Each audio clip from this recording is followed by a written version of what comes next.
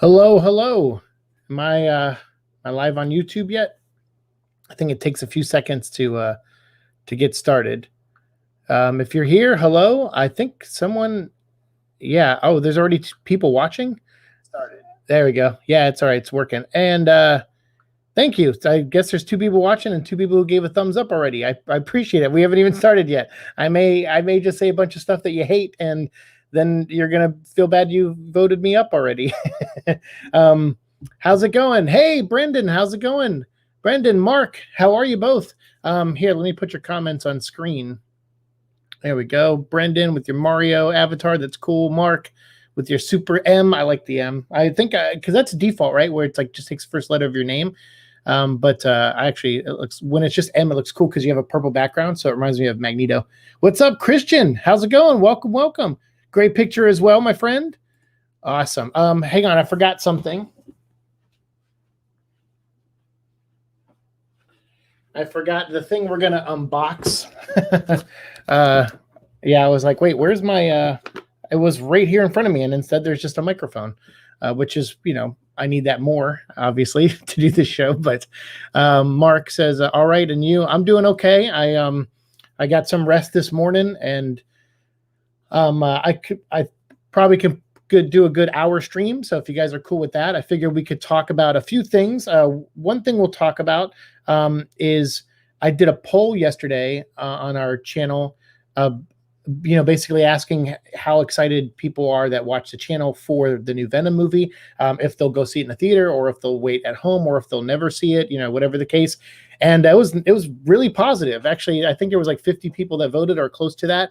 And it was like 80 something percent or 88%, that they were going to be there day one. And then there was like another, 4 or 6% that said the trailer was okay, but they're still going to go see the movie in the theater.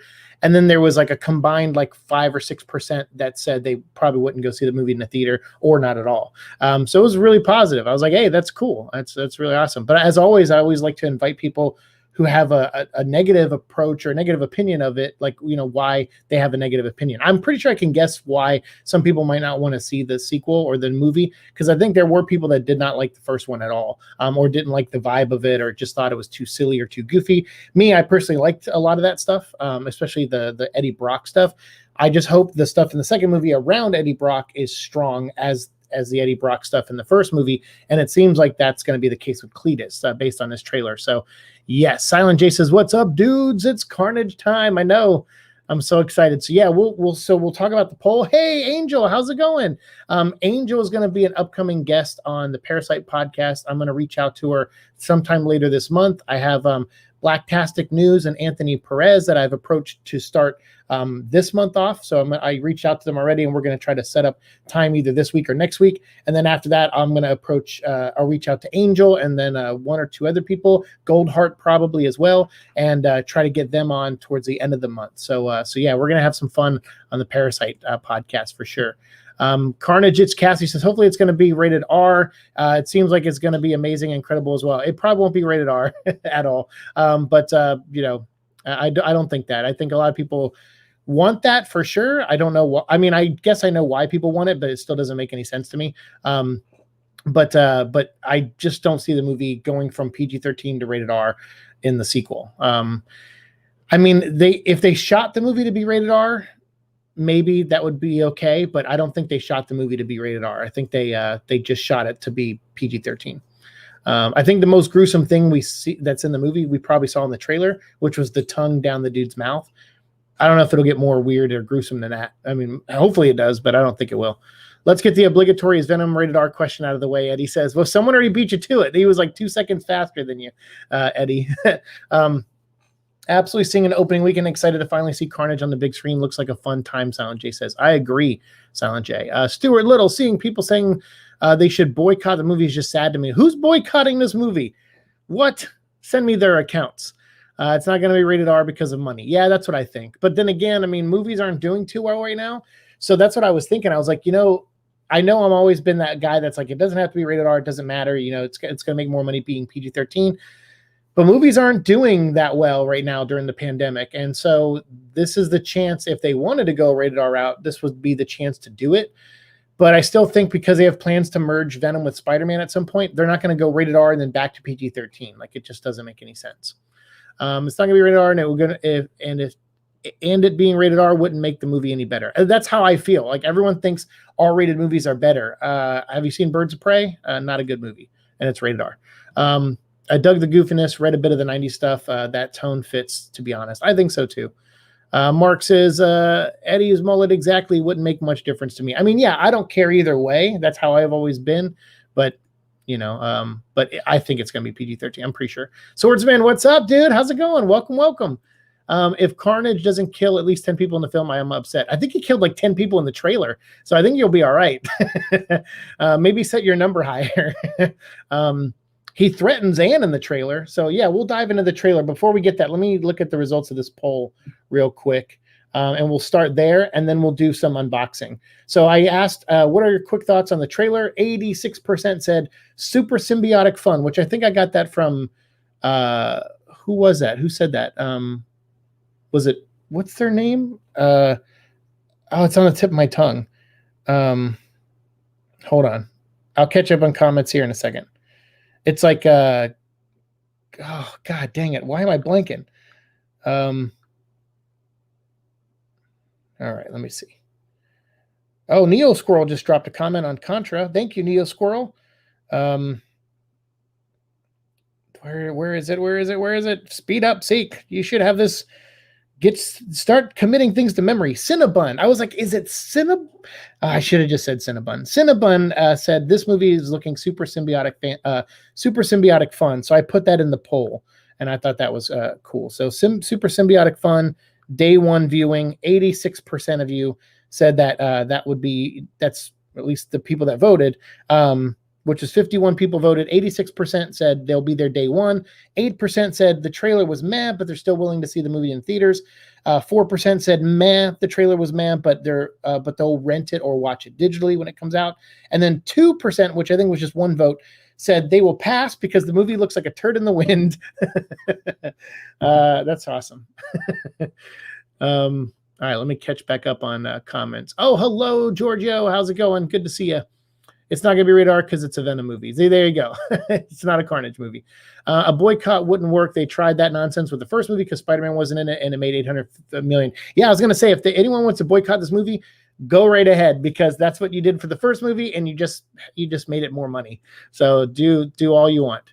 Hey, man, I like the hair. Oh, thanks. Yeah, actually, I just ran some water through it because I've been resting all morning because I was like, I want to keep my energy up, for the stream. So I was like, okay, I got up, I did a little bit of cleaning, and then I made some lunch, and then took Echo for a walk. And then I was like, all right, so for an hour leading up to the stream, I just laid in bed. And so I got like bed hair, and I was like, oh, okay. So I got up and I just ran some water through it. So in about 10 minutes, the water will dry out and I'll look like a monster. So, so enjoy it while it lasts, but thank you.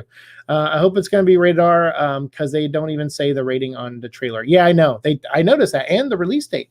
They actually took the release date off and said it's releasing this fall, which makes me wonder if they're going to push it back. And it makes me wonder if Marvel's going to readjust their release schedule because of what happened with Black Widow and stuff. And now they have like a lawsuit on their hands, and possibly multiple lawsuits on their hands. So there's a lot going on. So everyone who voted, though, on the poll, thank you so much for doing that. That was really awesome. I actually got that idea from Dave the Film Junkie. I realized that I'm not very good at like the marketing side or getting like traction on my channel. Like sometimes like I just kind of make stuff and put it out there, and then I'm like, I have to go to work. Like yesterday I uploaded the video and then I ran to work.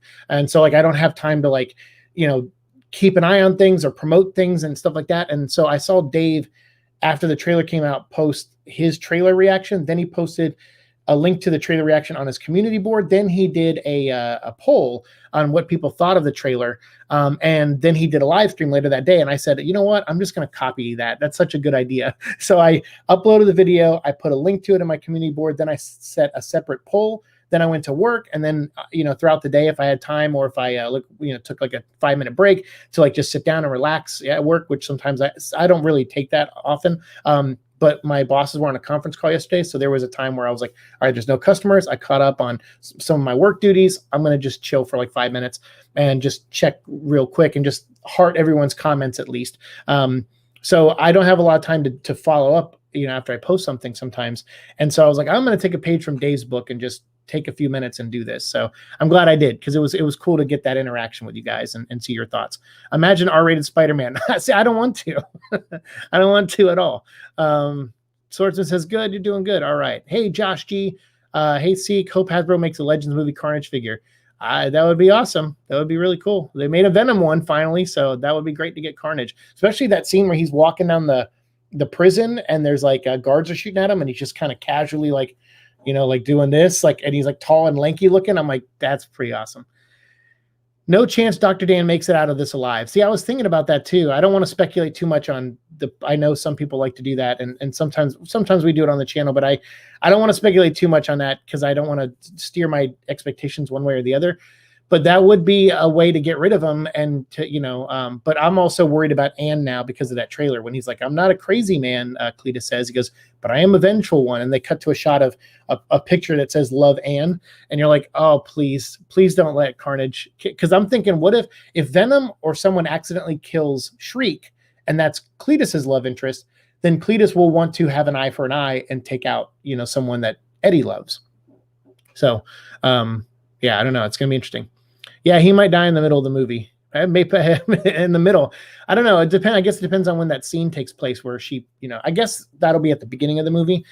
I'm thinking Spider-Man 2. If you remember Spider-Man 2, the Sam Raimi one, like at the beginning, a lot of bad things were happening to Peter. Like, he was starting to lose his powers. The girl he loved is getting away. All these things, like she was with somebody else, John Jameson. So there was all these bad things happening to Peter. That's what I think the beginning of this movie will probably be, is that it's Eddie being tortured by Venom, just having this giant toddler around that he just doesn't want to deal with anymore. He's gonna realize that he messed up big with Anne, and he's gonna, she's gonna show him the ring, and he's gonna realize that she's getting proposed, or she got proposed to, and she's gonna get married. I think it's gonna be like that formula where the first act of the movie is how not well Eddie's doing, and maybe how bad his relationships are with everybody, and how it's depressing him or hurting him in some way. I mean, even the Venom suit calls him a loser, even though in the first movie it said like, I like you because you're a loser like I am. But in this one, the symbiote uses it against him in the trailer. And I think that's clearly them, coming apart emotionally. And so the movie, I think, is going to be about rebuilding relationships. But probably in that process, sometimes there is loss. So I wouldn't be surprised if we see a couple. I just hope Mrs. Chen makes it out. I'm just hoping they don't kill Carnage off in the movie. He's definitely a character that Sony would build up a huge crossover movie with, like Maximum Carnage. Anyone? What do you guys think of that? I mean, I know a lot of people would like that. I hope Woody is so good in this trailer, so I can only imagine what he's like in the movie. He seems to play it a little bit straighter than Tom Hardy's Eddie does. So I think the contrast there is really good. And he's so good at playing Cletus, it looks like in that trailer, that I want more of him already. So I hope they don't kill him either.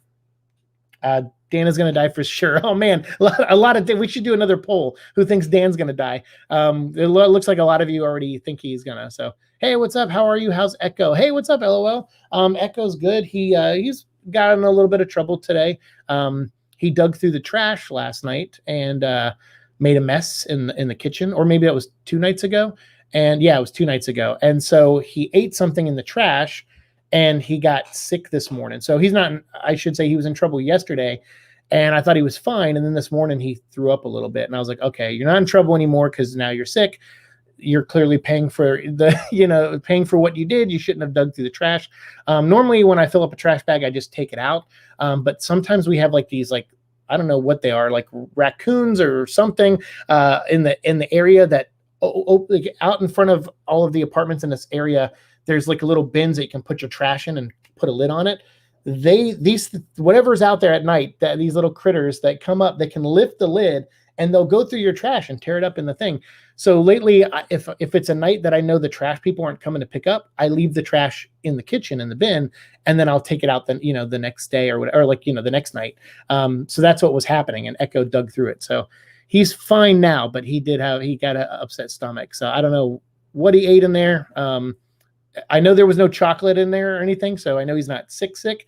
I think he just ate probably some a little bit of leftover food I probably threw away, or something. I hope there was like some ham in my fridge that I was going to make a sandwich on the other day, so I could finish it up.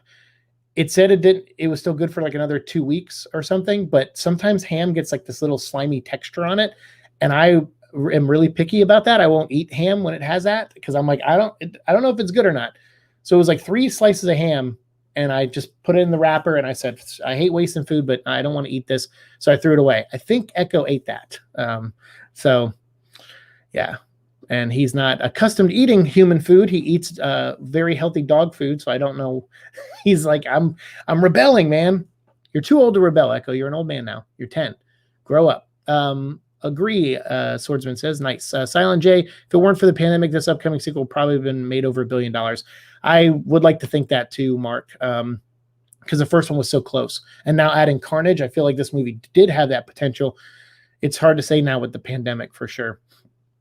I hope it makes $1 billion too. I'm trying to be realistic, but I hope it does. I hope it makes enough to get a third one at least. We need the Lady Gaga fans to get butthurt again. Worked good for the first film. Well, it'll depend on when this comes out. I guess it'll depend if something gets bumped up around it. Maybe we can piss off another fandom.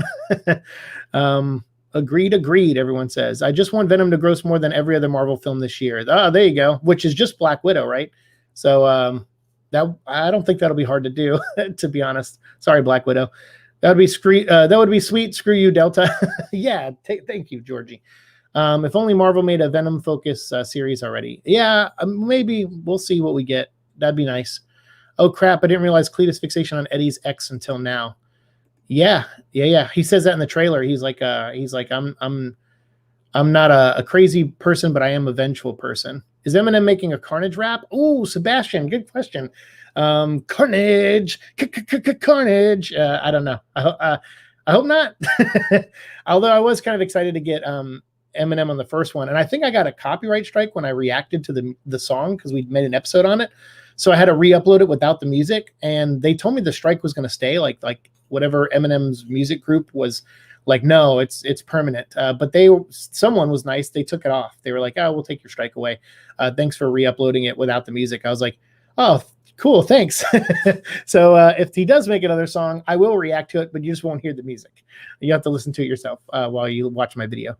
Anne dying would make for a better story. I know it would make for a crap, because I didn't like how she died in the comics, but I felt like that was just kind of like a random Spider-Man issue that was just felt, I don't know, it just felt like a weird place to end Anne's life as a character. So in a movie, you're right. I think that would make for much better storytelling, although I would hate it because I love Michelle Williams, but you're right, it would. First transformation scene for Cletus should have him terrified, could see a horror-esque, you're not the driver anymore scene. I don't know, that's interesting because if he bit Venom, because obviously now we're talking about the trailer, if he bit Eddie and drank his blood and there was symbiote in the blood, he doesn't really have another suit. In fact, he might even, because Eddie says in the trailer, you got to control your aggression or else we're going to get locked up in a place like Area 51. So what if some of that aggression, got sucked out? Like what if Eddie or Venom is like, let's purge some of this, some of this aggression, like Eddie said, since this guy's biting into him, and then so maybe that's what Cletus has, is he just has Venom's aggression, because when Cletus transforms, his face, like everything changes, like his body on a cellular level. I have trouble saying that word. On a cellular level, he changes. He completely, like the movie The Thing. He shapeshifts into Cletus Cassidy, but then he malforms into like a monster, like a Resident Evil monster.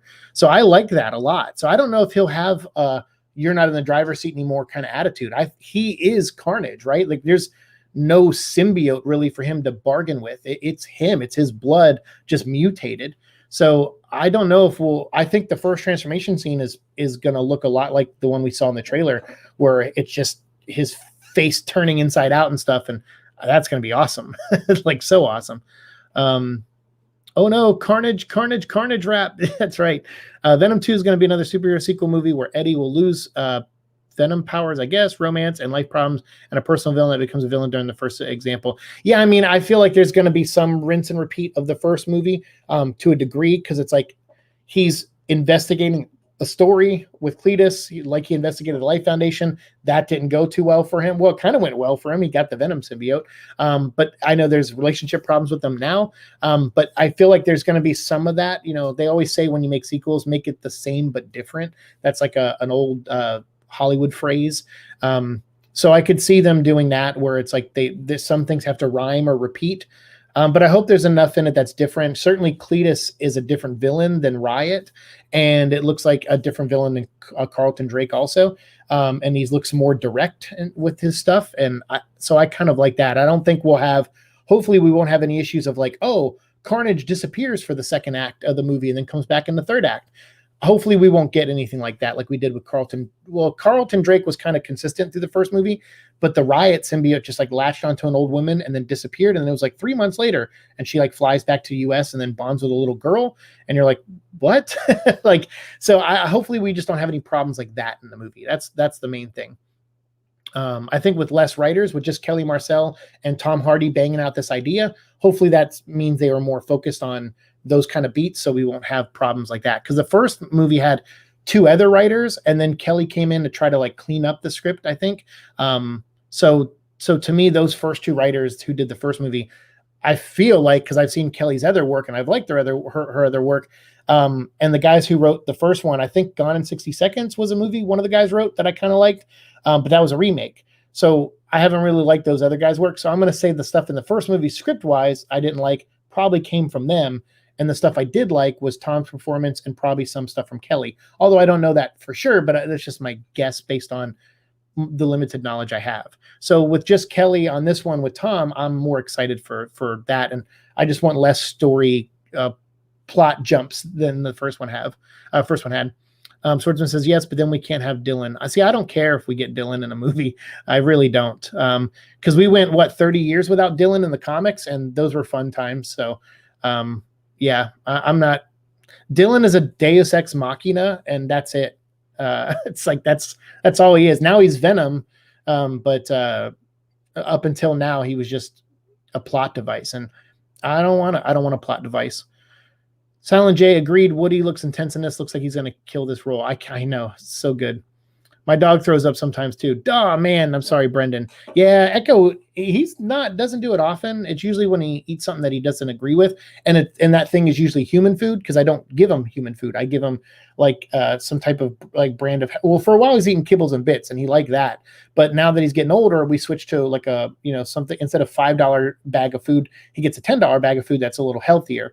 And then sometimes he gets treats that are a little healthier than the average dog treats. So it's just to keep his bones and his joints. He's already losing some of his sight. So it's just things like that where I try to feed him better. And I feed myself like garbage. I eat like trash sometimes. So like when I'm broke though, I eat a lot of peanut butter and jelly and ramen. But yeah, with Echo, I try to, there have been times where I've gotten Echo, bags of food and then a couple treats. And then I'm like, okay, well, there's no more money left after this. So just enough for me to get like a 2-liter to, nurse for a couple days if I can make it last 2 or 3 days, and then eat a peanut butter and jelly. So there are times where Echo eats a little better than me, but that's okay. I like that. That means I'm doing an okay job as a parental type to him.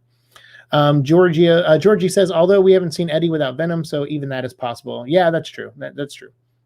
Not going to happen, maybe. I don't know. We'll see. Michael says, what do you think of the CGI? Most of the shots I think is amazing, but some are questionable.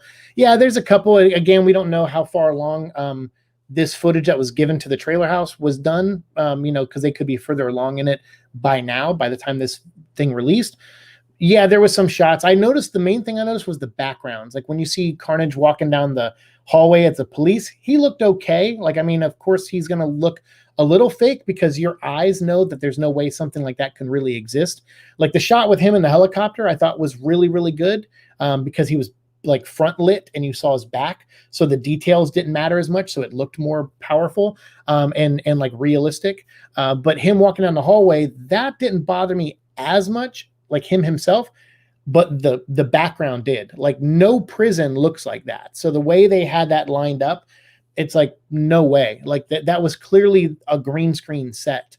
And that whole tower of stuff, it's like in the church, the ceiling goes it's way too high. And the way the camera moves when Carnage goes up, you know, when he gets pulled up and he has all the limbs and stuff, like there's none of that background is real. So the backgrounds are what I noticed were the worst part of the trailer. And I really hope they fix those, because that made me think of Daredevil, the Ben Affleck one, because the Ben Affleck movie ended with a fight in a church between Bullseye and Daredevil. And the backgrounds when they were swinging around kicking each other just looked so bad. You're like, they weren't even in scale with the characters. So, and that's what this reminded me of. So I hope they change the backgrounds, like big time. Hope they do. Eddie's Mullet says raccoons could untie your trash bags if they wanted to. Those little dumpster divers are crafty. I think it is raccoons. They are, yeah, they're some shifty little creatures. But yeah, they dig into our stuff big time. But there wouldn't be a symbiote human hybrid offspring of Eddie. Yeah, I guess that's true. I guess that's true, Mark. Sorry, I was planning to stay for this, but something has come up. I'll try to make it back before the stream ends. Bye, everyone. Hey, good. Take care, Swordsman. Thanks for popping in, man. And I'm glad you got to catch at least a little bit of a live stream at some, you know, I know you normally do them at night. So I appreciate you popping in, man. And good luck with everything. Whatever popped up, I hope everything works out. Eddie says, perfect, Mark. There you go. The CGI isn't amazing. It's amazing. Good job, Andy. Congratulations, Carnage says. See, there you go. Yeah, I think some of the characters looked fine. I think they looked great. But some of those backgrounds were a little iffy to me. See you, Swordsman, Eddie says. Okay, bye, Swordsman. Georgie says, I hope it makes enough also, at the very least, Godzilla vs. Kong numbers. I hope it does better than that. But we'll see. Can you guys hear me okay? Hopefully my mic is picking me up. Eternals comes out at the end of this year. Yeah, I don't care about that movie. And it sucks because Kumail Nanjiani's in it, and that guy is really awesome. And I got to share stage space with him for a while, a couple times when I was on the Harmontown podcast, Dan Harmon's podcast. And he's always nice. Like anytime I saw him, if I was on Twitter and I tweeted at him, he would always reply to me. If I saw him out in public, you know, he would always say hi to me. Just a really, really nice guy. So if I see the movie, it'll be to support him, and really that's it. Like nothing against the other actors, actresses in the movie. It's not a personal thing, obviously. It's just I've never liked the Eternals. The comic books are terrible. Like I've never once liked an Eternals comic book ever. Like ever. It's like I just don't. They're boring as characters. So hopefully, but you know, then again, before Guardians came out, I wasn't a big fan of those characters either. So, you know, in Marvel, I trust to an extent, but still, I don't know if it's enough to get me to go see it. But I know that you're right. That is it's in November, I think. Silent J, yep, that's at least what I want. Realistically, 500 million max. That would be cool. If it can make that would be great. That would be really good. You're right. Sorry about my last comment. Oh, that's okay. I don't know if oh, you mean the dog one? That's okay. You're fine. Man, I'm way behind on comments, huh? All right, here we go. Let me catch up a little bit. I'm totally glad Cletus gets the symbiote from Venom. Was worried the movie would make Carnage experiment or something. That's true, and you're right. I mean, in the comic, what was it like? Eddie broke out of jail. You can't come up with a story to put Eddie in jail at the beginning of this movie and have him be cellmates with a serial killer. It just wouldn't work. So I'm glad that it's like, okay, it takes place in a jail, and Cletus just being a weirdo cannibal, I guess, bites him and just drinks his blood. I'm like, that's neat. Like, and I think that's neat. Because it's still kind of in keeping with the origin, because the origin was like, he had a cut on his hand and Eddie Brock busted out of jail with the Venom symbiote, and a sliver of it stayed behind and dripped into Cletus's blood. So this, I'm okay with this. It works for me. Screenwriters better not forget the aggression bit in Venom. I wouldn't want to see him be like before Cletus bit Eddie. Oh, yeah. That's true. Yeah, that's true. Good point, Mark. Georgie, considering how early another Ghostbuster trailer released, expect a new Morbius trailer in late September, early October. I imagine they're going to probably put the Morbius trailer in front of Venom, if Venom still comes out in September. I know people are going to hate me saying that. I was really blown away that the end of this trailer did not have a release date on it. It just said coming this fall. So it showed, to me, that signals, because this is a widely released trailer for the internet, to me this signaled, you know, they're a little unsure about the release date, and that's not a good sign. By the way, if you want to see a little bit more than the trailer, I'll mention this real quick because this is something I wanted to bring up. If you go to Apple TV, if you look at my description box, there's two links. There's a link to the trailer if you want to watch the trailer, and there's a link to the Apple TV like Venom page. And if you go to that, you'll see something that says exclusive trailer. So right when you click on that link, just scroll down a little bit and you'll see 2 videos, and one says exclusive trailer. Click on that. It'll show you the trailer that we watched yesterday that we did the trailer reaction to. It'll show you the regular trailer and then like a 2-minute behind the scenes featurette after that, where they talk to Andy Serkis about directing this movie. So if you want to see a little bit more and a couple other shots that weren't in the trailer, like a potential marriage between 2 characters, go check that out and make sure you watch that exclusive clip. It was pretty awesome to see a little bit of that. Agreed. We need a lot of symbiote action in this. My issue with the first movie was that it took quite a while to get into the action. I think that Let There Be Carnage will flow better. I think so too, because the origin's kind of out of the way for Venom. Carnage is a more straightforward, simpler origin, and so you can kind of get right into it with him. So you're right. I hope that's the case too. Something I took away from Venom's dialogue in the trailer is that the church fight scene probably isn't the end fight. It's not. I don't think it is actually. So I think you're right. I think the Carnival of the Damned, which we haven't seen a single thing about, I think that's the end battle, if I were to guess.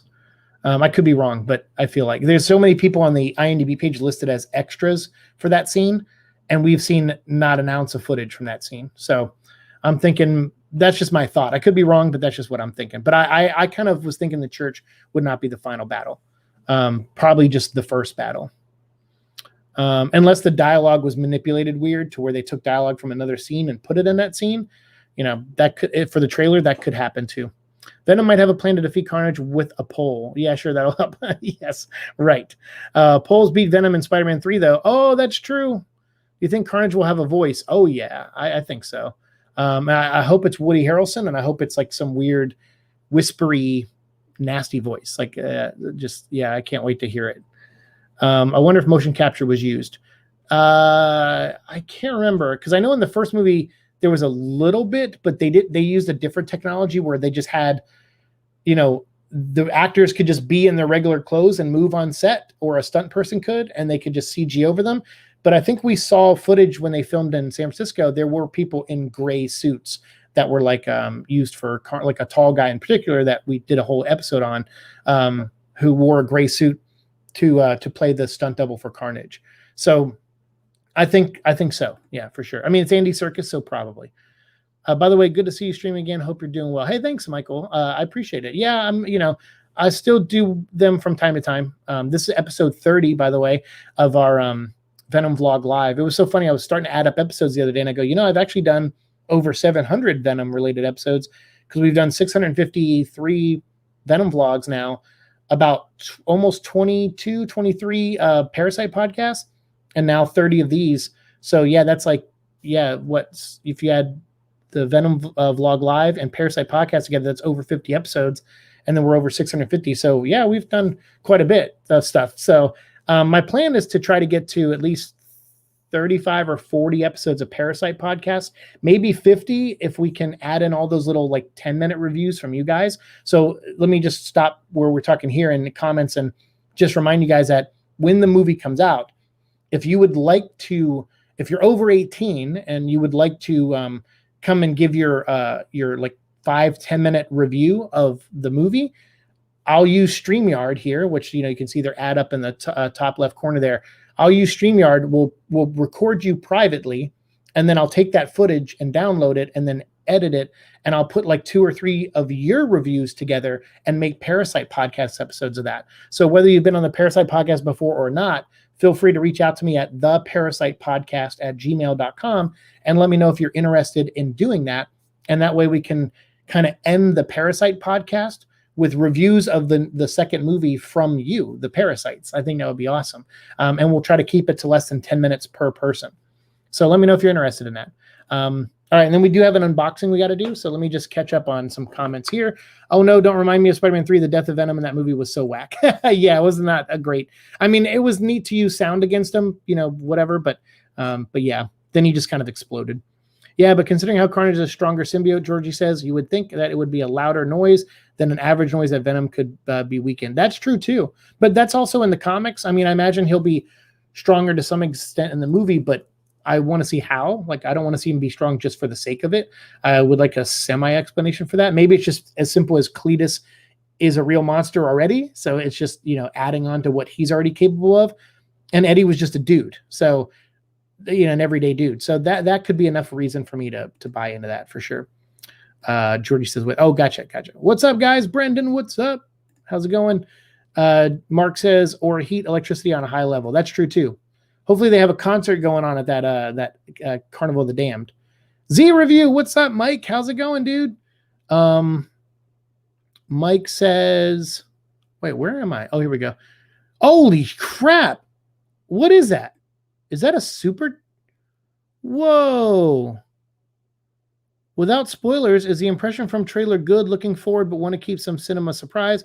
Glad you'll be in the spotlight again. Toon Tamasha said, hey, thank you for that. I don't know what that translates to money-wise, but it looks like a lot of money from my end. It's $50. It says 50.00.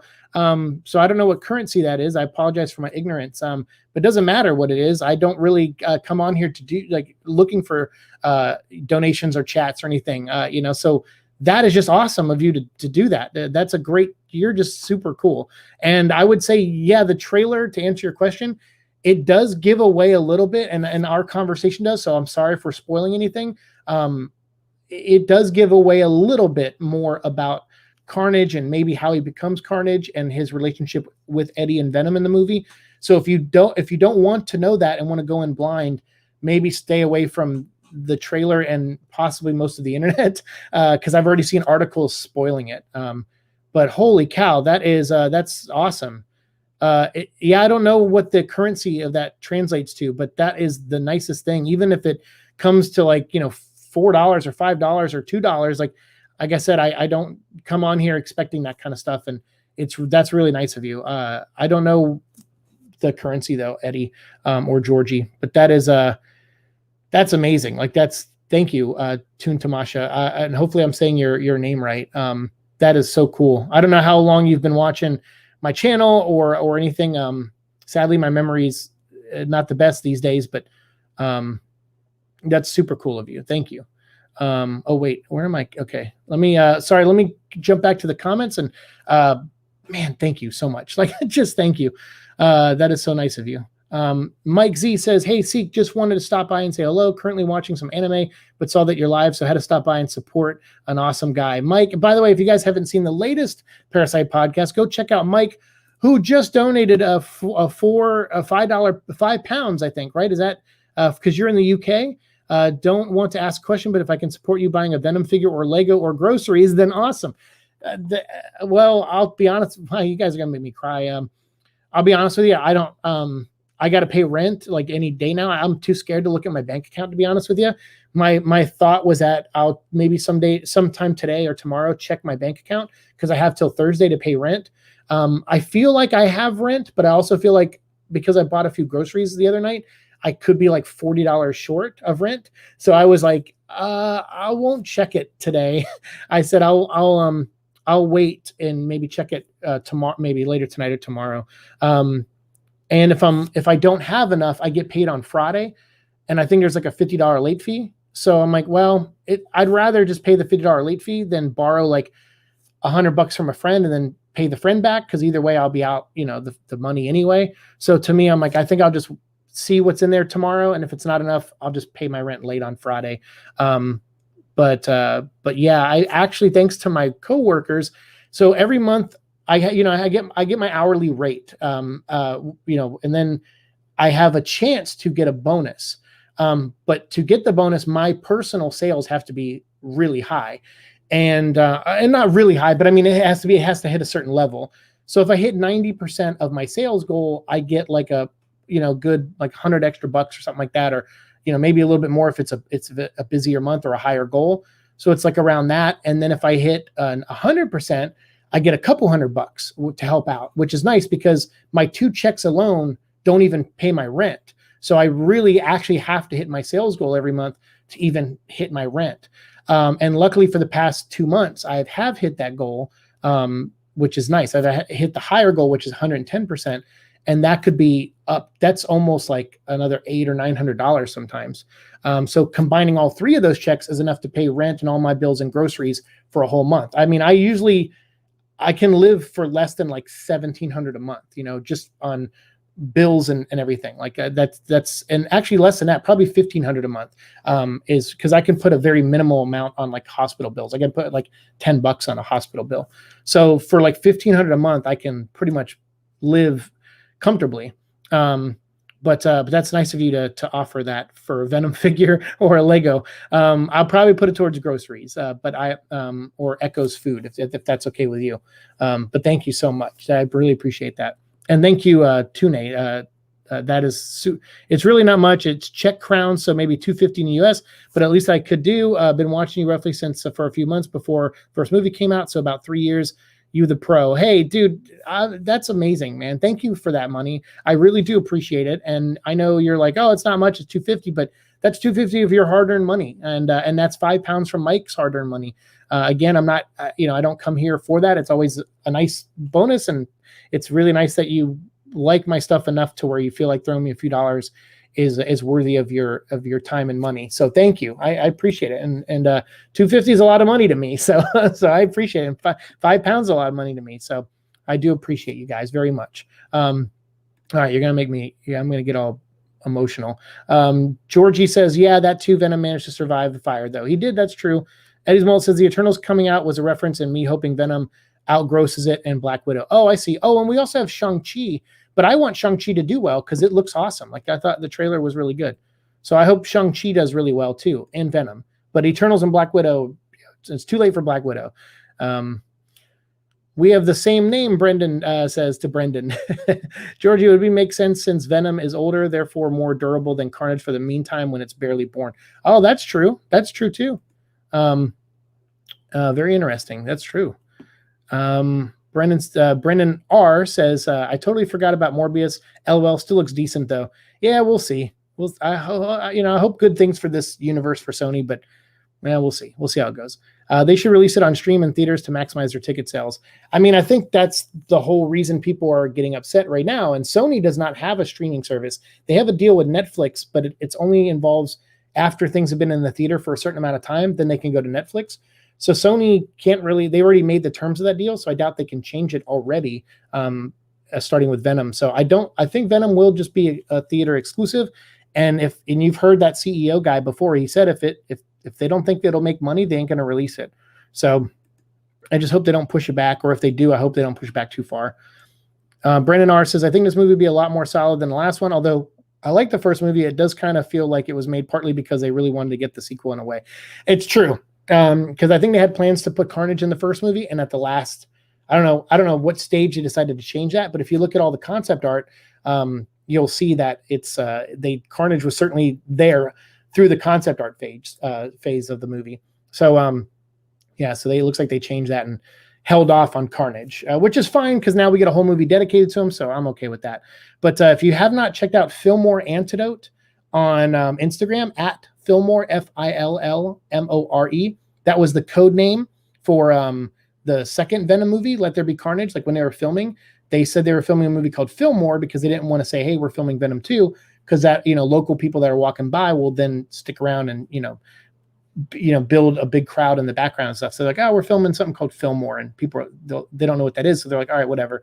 And then, and the first movie was called Antidote. That was its code name, was Antidote. So Fillmore Antidote on Instagram. Follow that account. He's awesome. If you want to check out behind the scenes stuff, promotional stuff, things they're doing for the new movie, stuff they did for the old movie, all these great things. Venom site, I think, posted some images lately of a good look at Carnage before the trailer came out. Of course, I saw the images because they were sent to me, but I kind of wish I just waited for the trailer. But hey, that's what Sony gets for making a display, of course that stuff's going to get out there. But yeah, Venom site's still covering awesome stuff. Fillmore Antidote. So make sure you are following those people as well and supporting them. And anyone in the Venom community. I Spy Symbiote Gang, I think posted some stuff on Instagram lately. Just a lot of great people out there doing symbiote content. Ricky, our friend Ricky, like there's so many great people. Please go follow all of them. They're amazing. All right, let's see. Silent J, hoping Venom 2 is a bit longer. The first was, I believe, an hour and 35 minutes with the credits, though I'd understand another short runtime, get it playing many times in a day. I understand short runtime too, but an hour and 50 minutes is I think is good, because with credits, so maybe it's like an hour and 42 minutes and then 8 minutes of credits, something like that. that's, to me, that's decent. And that way you can still play it multiple times in a theater. Doing an hour and 35 is it's cutting it too much for me. Valentin Perez says, will you ever want Shia LaBeouf to become Iceman in the X-Men? I don't think so. MCU wants Shia LaBeouf to play the role of Iceman in the X-Men. I mean, you say MCU wants that, but do you know that for sure? Like, someone at Marvel told you that they want Shia LaBeouf? Or are you talking about someone like Collider or some YouTuber who doesn't know what the hell they're talking about sometimes, who are just trying to come up with stories to get buzz on something?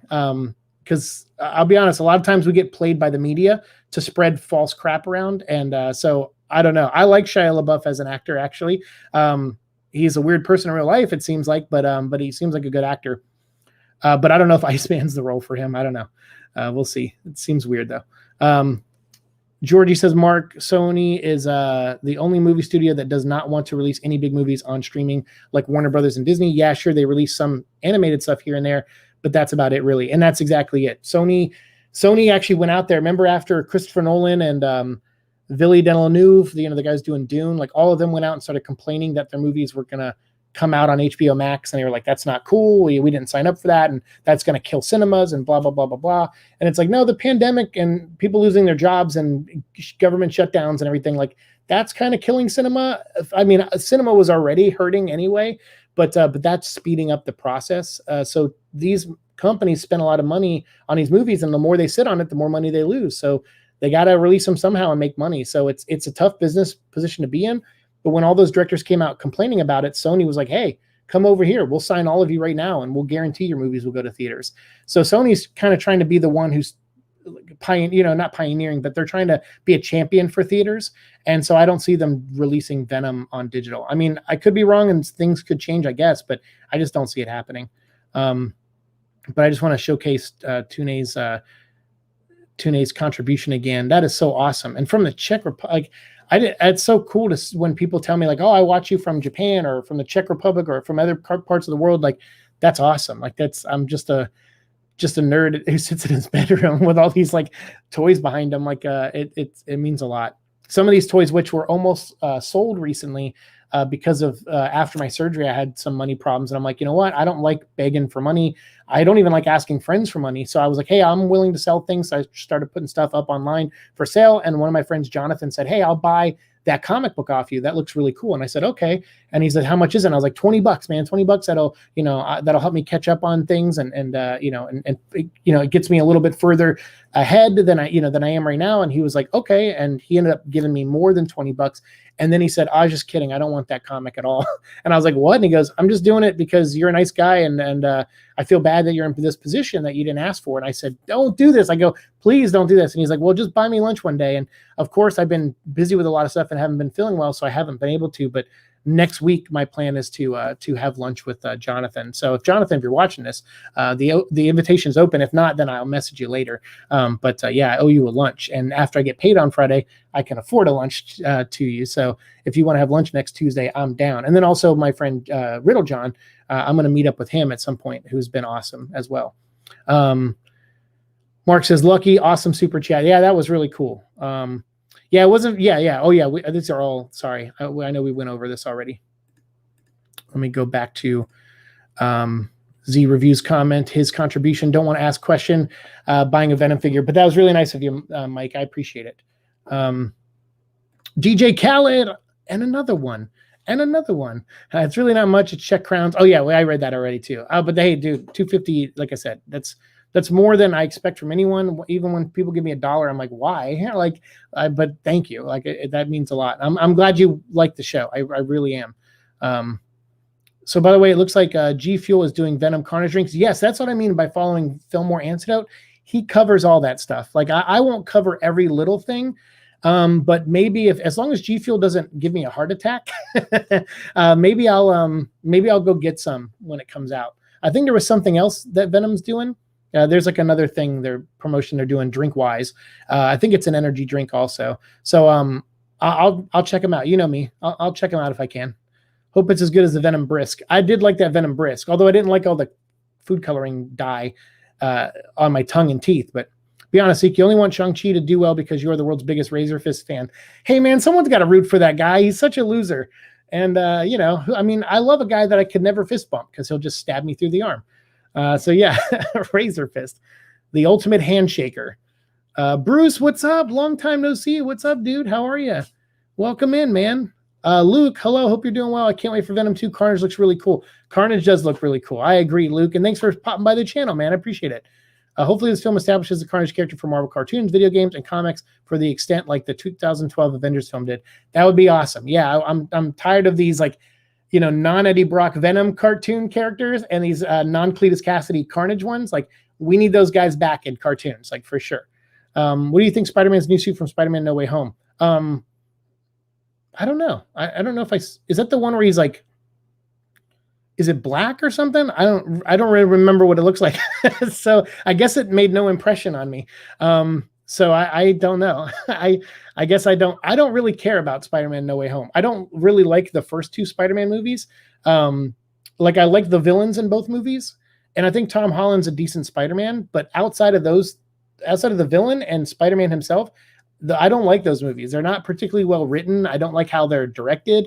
I don't know. I'm not a big fan of those movies. So I don't really pay attention. I think right now everyone's losing their mind. I saw someone say like, oh, well, great. We got 2 Venom trailers, but not a Spider-Man No Way Home trailer. I'm like, dude, pay attention. Like, do you think Sony, they're scared about releasing movies? Like, they don't have an alternative like Disney Plus, and they don't want to put Spider-Man No Way Home on Disney Plus because then that'll just mean Disney gets all the money for that.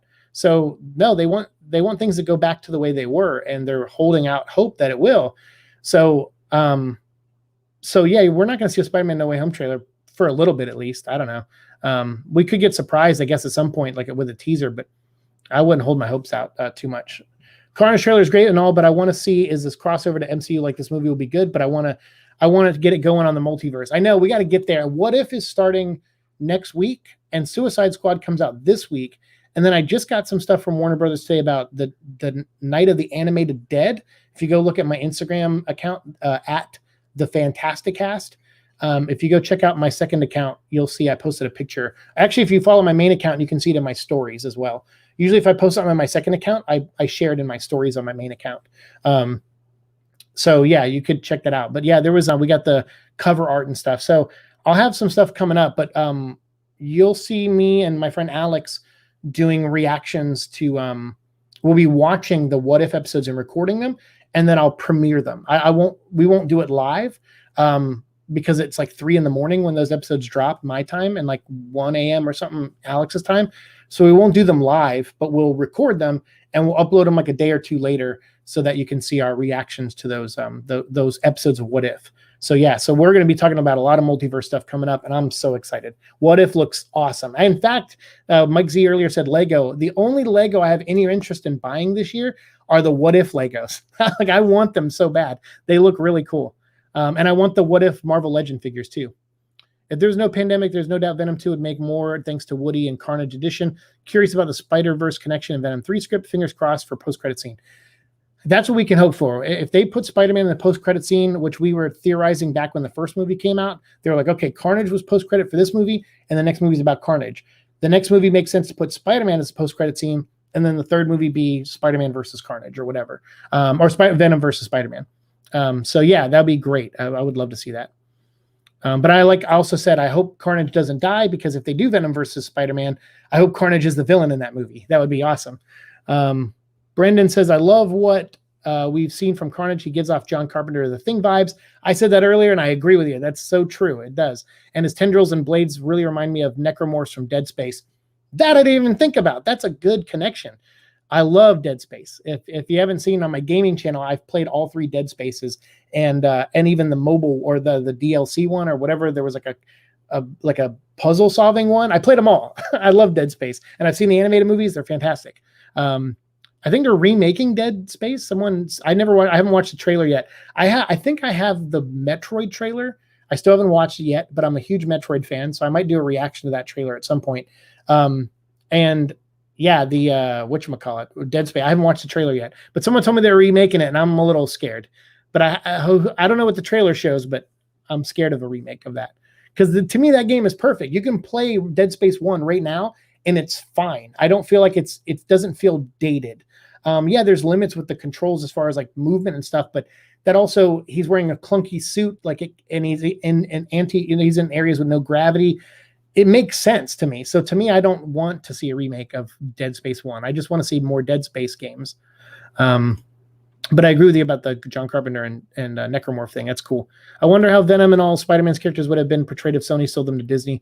Could anyone guess? I mean, no.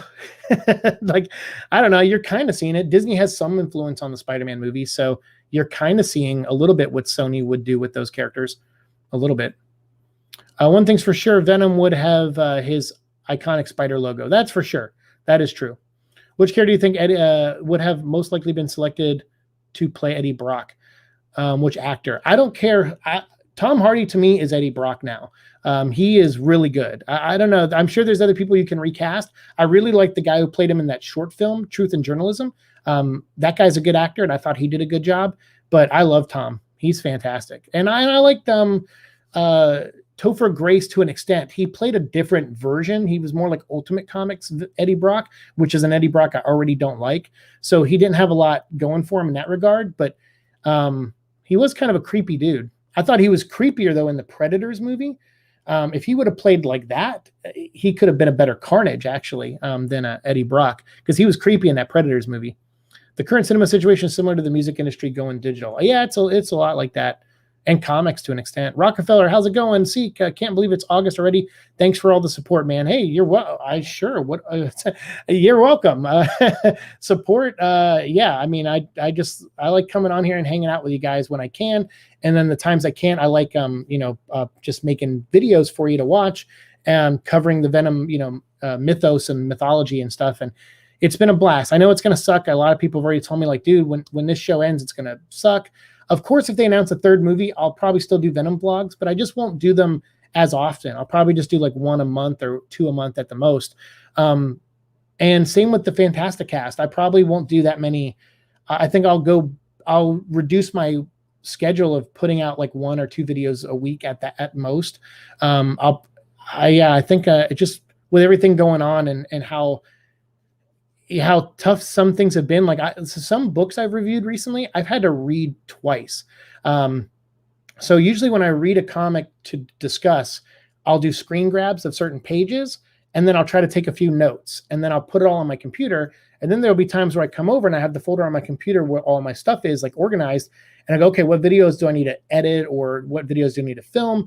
Because I can't remember, the last 2 days or yesterday or whatever. So I'll come and look at my notes. And if the notes aren't enough and the images on the book aren't enough to make me feel comfortable about talking about it, I'll have to reread the book. So it is getting, even though I don't remember the work I put in the first time, I still put it in, and my body knows I put in that work, even though it's not a physical thing, but it's like, sitting and, like I said, typing up notes and taking screen grabs, it's a little bit of activity. And for someone like kind of out of shape like me, it's enough. And so to me, it's been a little frustrating, realizing that I'm potentially watching Long Halloween for the second time so I could do a review on it, or reading a comic for the third or fourth time so I can do a review on it. So for that, it's it's been a little tough, but the end results is still fun. I like seeing your responses, and I like when I get to do these live streams and chat with you guys and hear from you at this time too. So you're welcome. I mean, I'm happy to be here and hang out with you guys, and thank you all for the support. I feel like it's you guys support me a lot. So it's if you feel like I support back in some way, that's nice of you. I try to do my best. Would Disney choose Woody to play Carnage? I don't know. That's a good question. That's a good what if. Back in the 90s, Dolph Lundgren was in talks to play Eddie. That's true. He was, when New Line Cinemas had the rights. Hard agree, Pumpkin Time says. What's up, Pumpkin Time? Arnold was considered as well. That's true, too. As for Disney still choosing Woody to play Cletus, don't know, to be honest. Yeah, I don't know about that either. Hey, Twisty's Art, what's up? And hey, there's 25 people in here. Holy crap, is there really? And 15 thumbs up. Thank you. Holy cow. Thank you, guys. That's a good turnout for me. That's amazing. You guys are awesome. I hope you're enjoying yourselves. And feel free to jump in the chat if you're in the background hanging out. Mark says, Georgie, seriously? Wow. Man, they're very faithful in the comics, aka source material. Yeah. I don't know though. That'd be interesting though to know what actors would play what.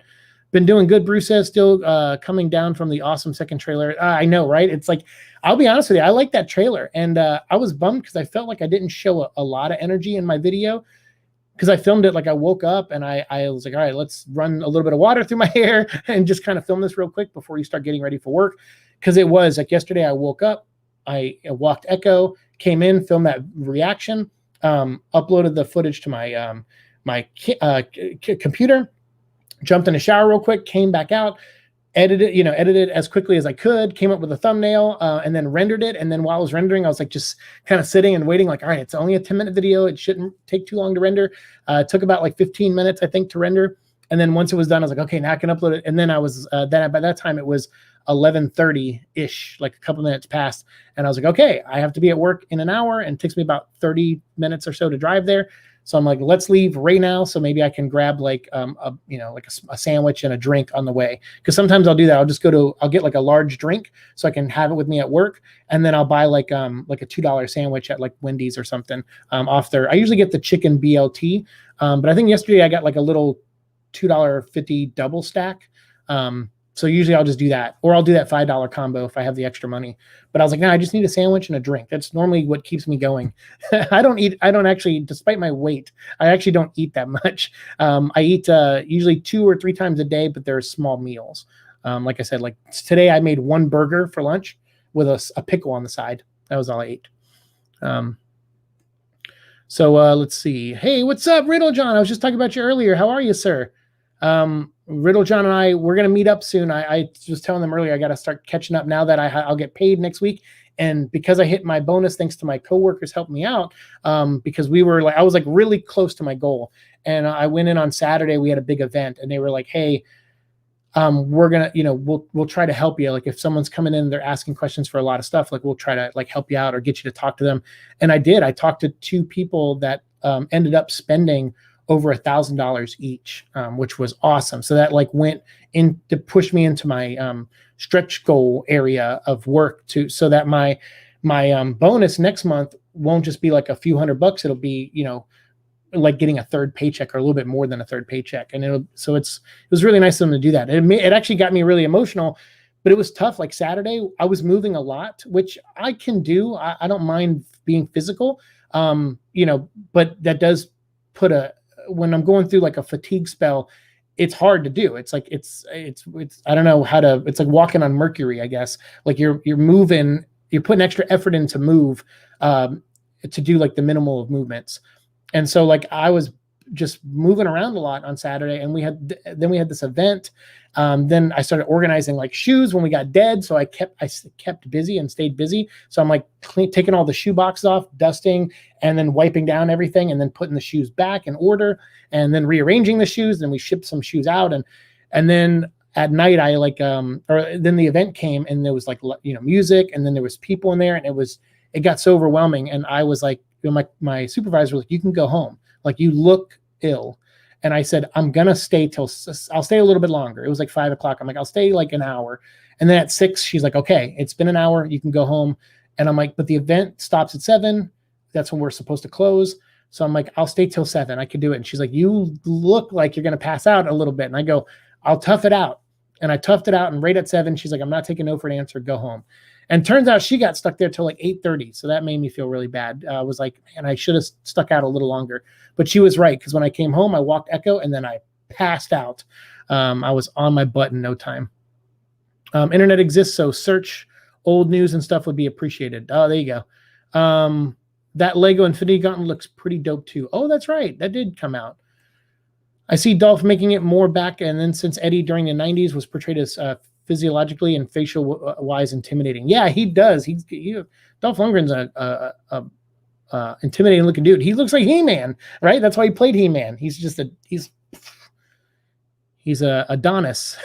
If the Venom movie from the 90s was released, it would have been a disaster. Yeah, it would have been like that Fantastic Four movie made by Roger Corwin, I think. I don't think it ever would have come out, probably. More so in the comics than Spider-Man animated series, but at least they're close, unlike modern cartoons after 2000. That is true. Forgive me, I don't like to drink on stream, but I have to. My mouth is really dry. And let me give Zaxby's a plug there. They don't sponsor me, but I would love if they did. I love your food, Zaxby's. All right, let's open this. Otherwise, I'm going to have to do another live stream in a couple days, and I don't know if I'll be up for that. So we'll just run a little longer. I said I would go till an hour. It's an hour and 5 minutes, but let's just do this to wrap it all out. So yeah, so I wanted to mention the Apple TV thing we did. We talked about the trailer. We're still talking about that too, to an extent, and Venom in general. And then I wanted to open this. So this collector's box, which my friend Nathan got me for my birthday, and I'm finally opening. I think he gave it to me in June. And I was like, if I'm going to open it, I'm going to do it on stream. And I just been waiting to do it. And in fact, we tried, I think, once or twice before, and I forgot to get to it. So none of the actors considered could pull off anything other than a big guy, and the effects would have been horrendous. That's true, too. I agree. I can't see anyone else playing Eddie Brock or Venom anymore. Tom is Venom to me. See, that's how I feel about him. I feel like it's a great role for him. Like Bane, I liked his Bane, but I could definitely see other people playing Bane that are a little bit more comic accurate. But he's great as Eddie and Venom. Like I can't see anyone else doing it. Brock Lesnar as Eddie Brock. LOL, he's huge. That's true. He is a big dude. But it's more than just getting the look of the character, like physical look of the character. I mean, the characters are more than that. They're more than their looks, I feel. But still, you do want some of that. I understand if you can get it. But at the end of the day, you want to find someone who's passionate about the role and you think will do a good job. And someone who will show up on time and promote the movie and help you, make it money. Like you want all those things for sure. Brock would need Paul Heyman to read all his dialogue. Oh, you think so? The previous 3 comments described it perfectly. Roll credits. There you go. I wonder what's Eddie's official height in the comics during the peak of his prime. I think he's like 6 foot. Is he 5'11" or 6 foot or 6'1"? And then I think with the suit, he's like 4 or 5 or 6 inches taller. I want to say it's something like that. Like it's 6'1" without the suit and 6'6" with the suit. I don't know why those numbers are jumping out to me, but I feel like that's close to accurate. Maybe I'm getting that off those old Marvel trading cards from the 90s. I can't remember. I wonder what Venom's official height is. Oh, I just read that, didn't I? Truth, Eddie, Silent J says. Eddie says Paul could be the symbiont. So there you go. Could be the symbiote. There you are. Yeah, he could be the symbiote. Nicolas Cage's Carnage. Oh, no. From Superman to Carnage. That would be hysterical. Yeah, he would just like do the Nicolas Cage thing. Yeah, that'd be crazy. To me, Carnage is a good size, a bit too tall, but muscle size is good, not to be bulky. And I love that Carnage in this film has a skinless muscle look. I agree. He looks kind of like a licker from Resident Evil, and I'm okay with that too. That looks cool. Venom was too small in Spider-Man 3, in my opinion. He was. Yeah. Topher Grace is not I think he even said in the interviews, like, yeah, when they cast me, I saw a picture of Eddie Brock, and I was like, I can't play this guy. And they're like, yeah, we're going for a different version. And they showed him a picture of Ultimate Comic Spider-Man. So he was like, oh, okay, all right. I think it was that. Maybe not. Maybe they didn't show him Ultimate Comics, but I think they said, like, we're just going to do a different version or something. I can't remember which came first. The Ultimate Comics Venom, I think it did before they started making Spider-Man 3. I can't remember. My only nitpick about Hardy is that his Brock doesn't seem to lift weights. In the 90s cartoon and stuff, he was jacked. I mean, so...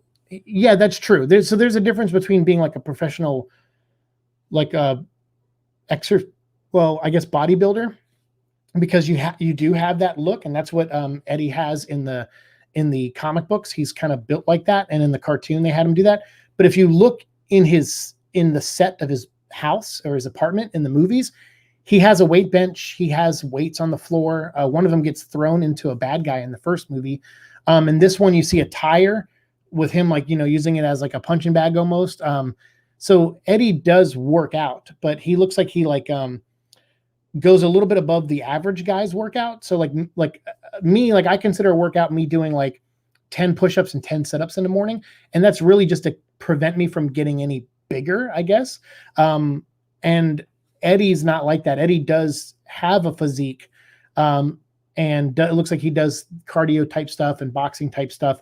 But all those are just visual storytelling in the set and not so much shown in the film, but they are there. So I agree that he's not jacked, but it does look like he lifts weights because there were weights in his apartment in the movies. So I would imagine he does lift weights. They just don't have any scenes with him shirtless, and that probably is what makes the difference. Normally in superhero movies, we're used to seeing Chris Hemsworth or Chris Evans take off their shirt and they're ripped. Tom isn't doing that for these movies, but you can tell he's in pretty good shape. You see pictures of him walking around. Just recently, fans saw him at like some carnival or Barry Island, I think it was. They saw him there and they took pictures with him, and he's in good shape. So I think that stuff's there. It's just not pronounced. Other thing I'm crossing my fingers is that for NetherRealms is working on Marvel fighting game. One of the leaks rumors has Venom on the roster. One can dream. Been a while since playing that way. That'd be neat. A NetherRealms Marvel game. But then again, I don't know. I feel like some of the worst reviews online or rumors online come from video games where people are like, oh, they're making this Arkham game with this happening. And it turned out it was nothing like that at all. And then like, oh, well, they're making this Superman game with this happening. And that's not a thing at all. And so I just feel like they're just terrible. They're just terrible. So it looks like this is from Culture Fly. I think Nate got this at Walmart, I think. So I think that's where you can buy it, but it's put together by Culture Fly. Oh, you can't even see that. It's so bright in my room. Yeah, I have my window open. My room has been draped in darkness. If you remember this, I just made this room my studio for a while. And to be honest with you, I feel like I got a little less work done on Neverland when I didn't have everything in this room. So I brought my bed back in here and opened my window so that Echo could have a place to lay because he likes laying in the window. And we brought some sunlight into this room, and I've been enjoying it because this has been a cave. Like this room is pitch black. Like I could film in the morning or at night before and you couldn't tell. But now I'm like, yeah, I want to do some stuff in the daytime and, do things like this and have natural light in here. So I'm glad I did this. And Echo's glad I did it because he's laying in the window right now, as opposed to under the bed, which is where he normally is. So yeah, I like that we did this. But so I rearranged. So here's my computer with my cam on top. My closet is right here. Behind me is all my stuff that you see, the Venom vlog on the wall. Then across from me over there is my TV with my PlayStation on it. So I could play a game from here if I wanted to with the wireless controller. And then my bed is in the corner next to the window. So it's nice that this is all one room again, because now sometimes if I can't sleep at night, I'll just get up, come over and sit in this chair, and I'll start working on Neverland. Whereas before, I was laying out in the living room, and then I had to come in here, and then Echo would follow me in here. And not that that's really that much effort, but I just noticed I'd be sometimes in my room going, oh, I gotta get up, go in that room, turn everything on, and all that stuff. But now my computer like lives on a lot. So it's so sometimes I just get up, come over here and work on Neverland. So yeah, we'll see about the NetherRealm thing. That'd be awesome. Thanks to him, I can imagine another actor playing Johnny Blaze Ghost Rider. Yeah, there you go. I can't either. Yeah, Nicolas Cage to me is Johnny Blaze. That's why if they do another Ghost Rider, I want him to come back as Johnny Blaze and then them do like a new Ghost Rider. Like, they already did Robbie Reyes, right? So to me, do Dan Ketch next or the girl, Alejandra. Like whoever you make the new Ghost Rider, have him be Johnny Blaze as the one who's like mentoring them. I think that would be awesome. Oh man, if that's true, that'd be awesome. One thing about NRS is I don't trust is that they make the games way too grindy. That's true too. Yeah, good to know. Yeah, for sure. Riddle John says, that's awesome. I'm happy for you, bro. I just moved, so now I'm much closer to you, so we can hang out more. That's right. Riddle John like lives really close by. So we will, man. We definitely will. Silent J, Brandon says, if you remember in the first movie during the apartment fight scene, Venom used a tendril of Eddie's to throw a dumbbell at one of the guys. Oh, so there you go. Yeah, so see, that's true. That is true. Yep, that's true. Jordy says. Bruce says, I hope that we get Carnage movie action figure like we did Venom. I really love the Venom or Carnage design, but they went with him for the movie. It's very badass. I agree, and I hope we get a figure from him too. And then now, what are we going to get in this box? So this collector's box here with Venom on it. Very awesome. There's a couple items in here. I see what they're on the back, and most of you probably know what these items are. But for those who don't, I won't. We'll take them out one at a time. And Brendan says, that's true. Yes, about the weights. That's true. They were there. Shoot, I'm forgetting changing my YouTube name after all these months, retiring my old YouTube name. Hey, Fillmore Antidote, what's up? We were just talking about you. Yeah, dude, that's awesome. Yeah, I was just complimenting your awesome Instagram account and stuff. So yeah, if you guys follow Fillmore Antidote, great Instagram account, great person, really awesome stuff, and covers everything. Like I think someone said, man, you cover a lot of Venom stuff. I'm like, No way, man. Like, I'm like, check out Venom site and Fillmore Antidote and like Symbiote Gang and I Spy Symbiote. Like, y'all are on the ball, man. Like, I have other things going on sometimes, so I'm like, I don't make time for it always. And you all, like, you guys, man, you're awesome. Like, you don't burn out. Like, you just keep putting stuff out there, and it's awesome. So yeah, so make sure you show some love for the other Venom creators out there. Keep this fandom going. And that's why I tell people, I'm like, I know some people are like, oh, we'll be sad when you end the Venom vlog. I'm like, but you guys we have so many other Venom content creators now. Like, remember when I started the Venom vlog, there were a few people out there, but it wasn't like, it didn't gain traction. A lot of it didn't. And then all these people started to grow on Instagram and social media with their accounts, and the Venom fandom grew. And, so that movie was awesome. It did a lot for us Venom fans, that's for sure. So this is a pint glass, this first one. And I will be drinking out of this from now on. Look at that. Nice, with Lethal Protector #1 on it. That's pretty cool. And then Venom on the back, the name Venom. Sweet. Here. Well, I should rinse that out before I drink out of it. I was going to say, I'll dump the rest of this drink in there. No, I'll rinse it out. Oh, right. Sweet. Look at that. A little Venom name tag. I got a purple Bill Venom hat. All right. Let's put this on. Yeah. I'm going to leave the tag on because I'm cool like that. That's awesome. I love that. It's purple. Purple's my favorite color. That's very cool. Well, if you're wondering why it looks sideways, it's because I have a fisheye lens. So you're probably like, oh, your head looks really distorted. It does normally, but on top of that, there's also a fisheye lens. Okay, so what do we got here? This is a planter. Oh, okay. So maybe I can put a little plant in the window for Echo. And you can put it inside a Venom head. That's really cool. You know, that art actually, the design of this reminds me a little bit of, who was the artist that drew, what was it? Like Venom the Hunger or Tooth and Claw, the Wolverine one. Did some really weird artwork with these big eyes like that. It kind of reminds me of that artist a little bit. I think I'm remembering the right artist. I could be wrong. Very important. Don't eat these. They're poison. But they keep everything in here fresh, apparently. All right, so what else do we got? So we got the hat. We got the planter. We got the glass, the pint glass. And this is, it's a bandana. All right, a lot of headgear in this one. Because I'll be honest with you, I know it's a planter, but I might just take apple cider shots out of that. All right, so check this out. Boom, Venom and Carnage.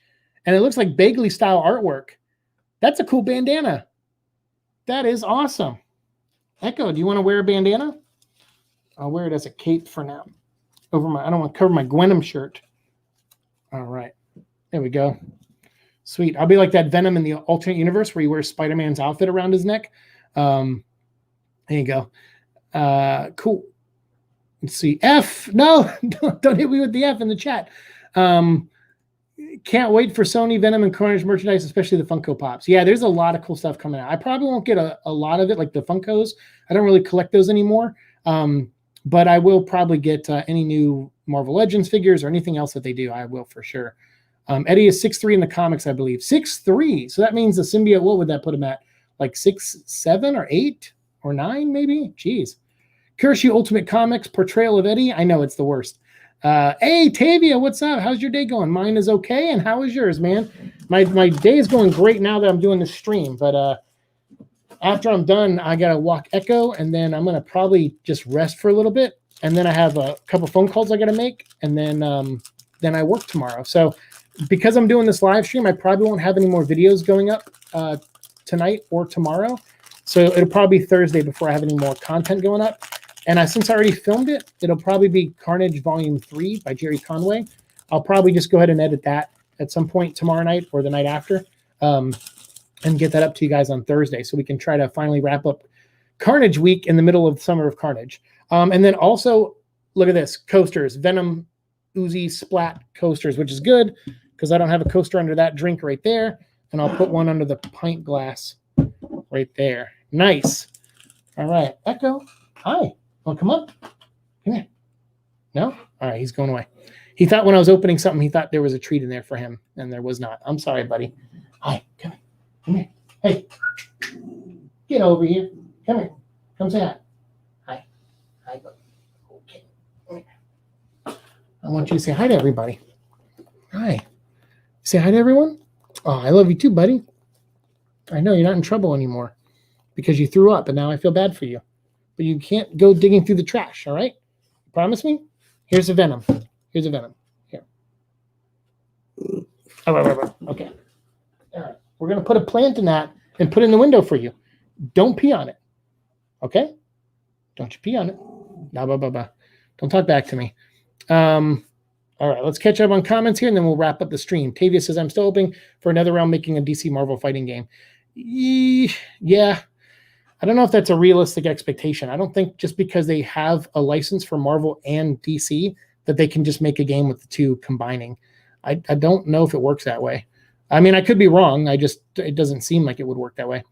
In Ultimate Spider-Man game, Venom consumed Carnage and managed to control it properly and managed to get a spider logo and could speak properly. And in the actual comic, he turned into Super Venom. Oof. Yeah, I know that was crazy because we covered all that Ultimate comic stuff. But yeah, because there's a playthrough of all the cutscenes from the Ultimate Spider-Man game as one of my episodes, and one with commentary, and I think one without commentary. And we talk about the whole thing, the whole Ultimate Universe thing. Do you think Carnage kills Anne in this movie? Maybe that sends Eddie off in the deep end. We were thinking about that earlier when we started the stream, because he certainly it seems like he threatens Anne in the movie, in the trailer, when he says, I'm not a crazy guy, but I'm a vengeful guy. And then they show the shot of Anne's photo. So possibly, I mean, that would suck. That Anne's fate is just to die in every universe, movies and comics, but we'll see. I don't know. We'll see. I'm hoping for a better Marvel Universe Alliance, Mark says, sequel that's more comic accurate than MCU and Disney Marvel cartoons. Yeah, because I've been playing the Marvel Ultimate Alliance 3 on the Switch. I took a little bit of a break for it for now, but I was playing it for a little while, and I got past the Venom stuff, and I was like, all right, that's really all I wanted was Venom. And the rest of this is a little too MCU-ish for me to like be super excited about. But I might still go back and finish that game at some point. Super Venom is the biggest downgrade. Yeah, he's spooky, but come on, he looks ridiculous. That's true. Hello, Tavia, the valid second-in-command hater of the War of Cybertron trilogy. Yes, oh my God. I love that. Tavia was really cool about commenting on my He-Man video, but only caring about the Transformer stuff, which is great. Because that's really all I cared about in that video, because I'm a bigger Transformer fan than He-Man. But that was fun. That was a lot of fun. So yeah, Tavia, you're awesome. Tariq says, hey, Seek, so do you think Carnage will have lines of, will he just be a raging monster and Cassie will do all the talking? We were talking about that earlier. I hope he does have a voice. I don't know why he wouldn't, considering almost every iteration of him does. So I feel like he should still have a voice, but I don't know what it'll sound like. But I'm excited to hear it at some point. I hope we do. I hope they save it for the movie. Because I don't want to hear it in the trailer. Just have Venom talk in the trailer and Cletus. But if he has some lines as Carnage, I hope we wait till the movie to hear it. Save something for the movie, Sony, please. What's up? How's it going, Hotspot? How are you, my friend? Good to see you too, Georgie, Tavia says. And have faith, Alita. All right. Tariq says, hey, Seek, do you think Carnage will have his own? Oh, I already read that. Okay. Yeah, so hopefully I answered that for you. Mark says, I hope Null becomes the main villain in some Marvel feature games and cartoons, most specifically Ultimate Alliance. And I hope I never see Null again. Null is not an interesting villain. I think in the right hands, maybe Null could be, but I don't find him interesting at all. Like even a little, not 0% interesting. So I don't agree on that one, but I know a lot of people do, including yourself. I understand. So, and Null has become a staple, whether I like it or not. He is now a big staple in the Venom universe. So yeah, I'm sure you'll probably see more of Null. He's already in the Ultimate, or what was that game, Future Fight, that I used to play? He's already in that. So Swordsman is back. Hello, dude. Welcome, welcome. Sorry, guys. My throat is really dry. I'm talking a lot. Mark Anthony says, awesome, hot. The purple match for my profile pic, Seek. Oh, yes, there you go. We're twins now. Nice. We got to change that M of yours into a Venom symbol. That'd be awesome. That's adorable. Oh, Echo, you hear that, Echo? Someone likes you. That's right. And it's a cool person too. It's Tavia. Thanks, Nico. I was going by Rockefeller here on YouTube for the longest time. Awesome Venom goodies. I need to step my merch game up. Hey, oh, that's right. You're Rockefeller. Because you said support, and I was like, how? I don't know if I'm supporting Rockefeller, and I forgot that was your other name. Man, I'm glad you cleared that up for me. So yeah, earlier, because he was like, hey, thanks for the support. And I'm like, what am I supporting? What are you talking about? What am I doing? But no, I do. I do support you guys and the other YouTube, the other Venom places out there. Even though I don't interact as much as I used to, I still try to follow as many of you. I deleted some because there was a couple that were like spamming me with stuff and messages, and I was kind of like, "Hey, knock it off," and then they didn't. So I was like, "All right, I got to unfollow." But I did try to keep around most people, and I'm glad because obviously I support you guys too. And like I said, you guys, the work you guys put in on Instagram and social media. I could never do it. Like I even if I had nothing else going on in my life, I couldn't do it. So I know you guys have lives and do that, and I don't know how you do it. It's amazing. So yeah, I want people to go support you. So if people are like, oh, I'm sad this Venom show is going away, I'm like, trust me, you got options. You got plenty of options. A lot of cool people to check out, including people like Venom Site, who's been around way longer than me. So definitely spread the love. Georgie says, Mark, if the villain makes him a better written villain and not another Thanos, but much boring.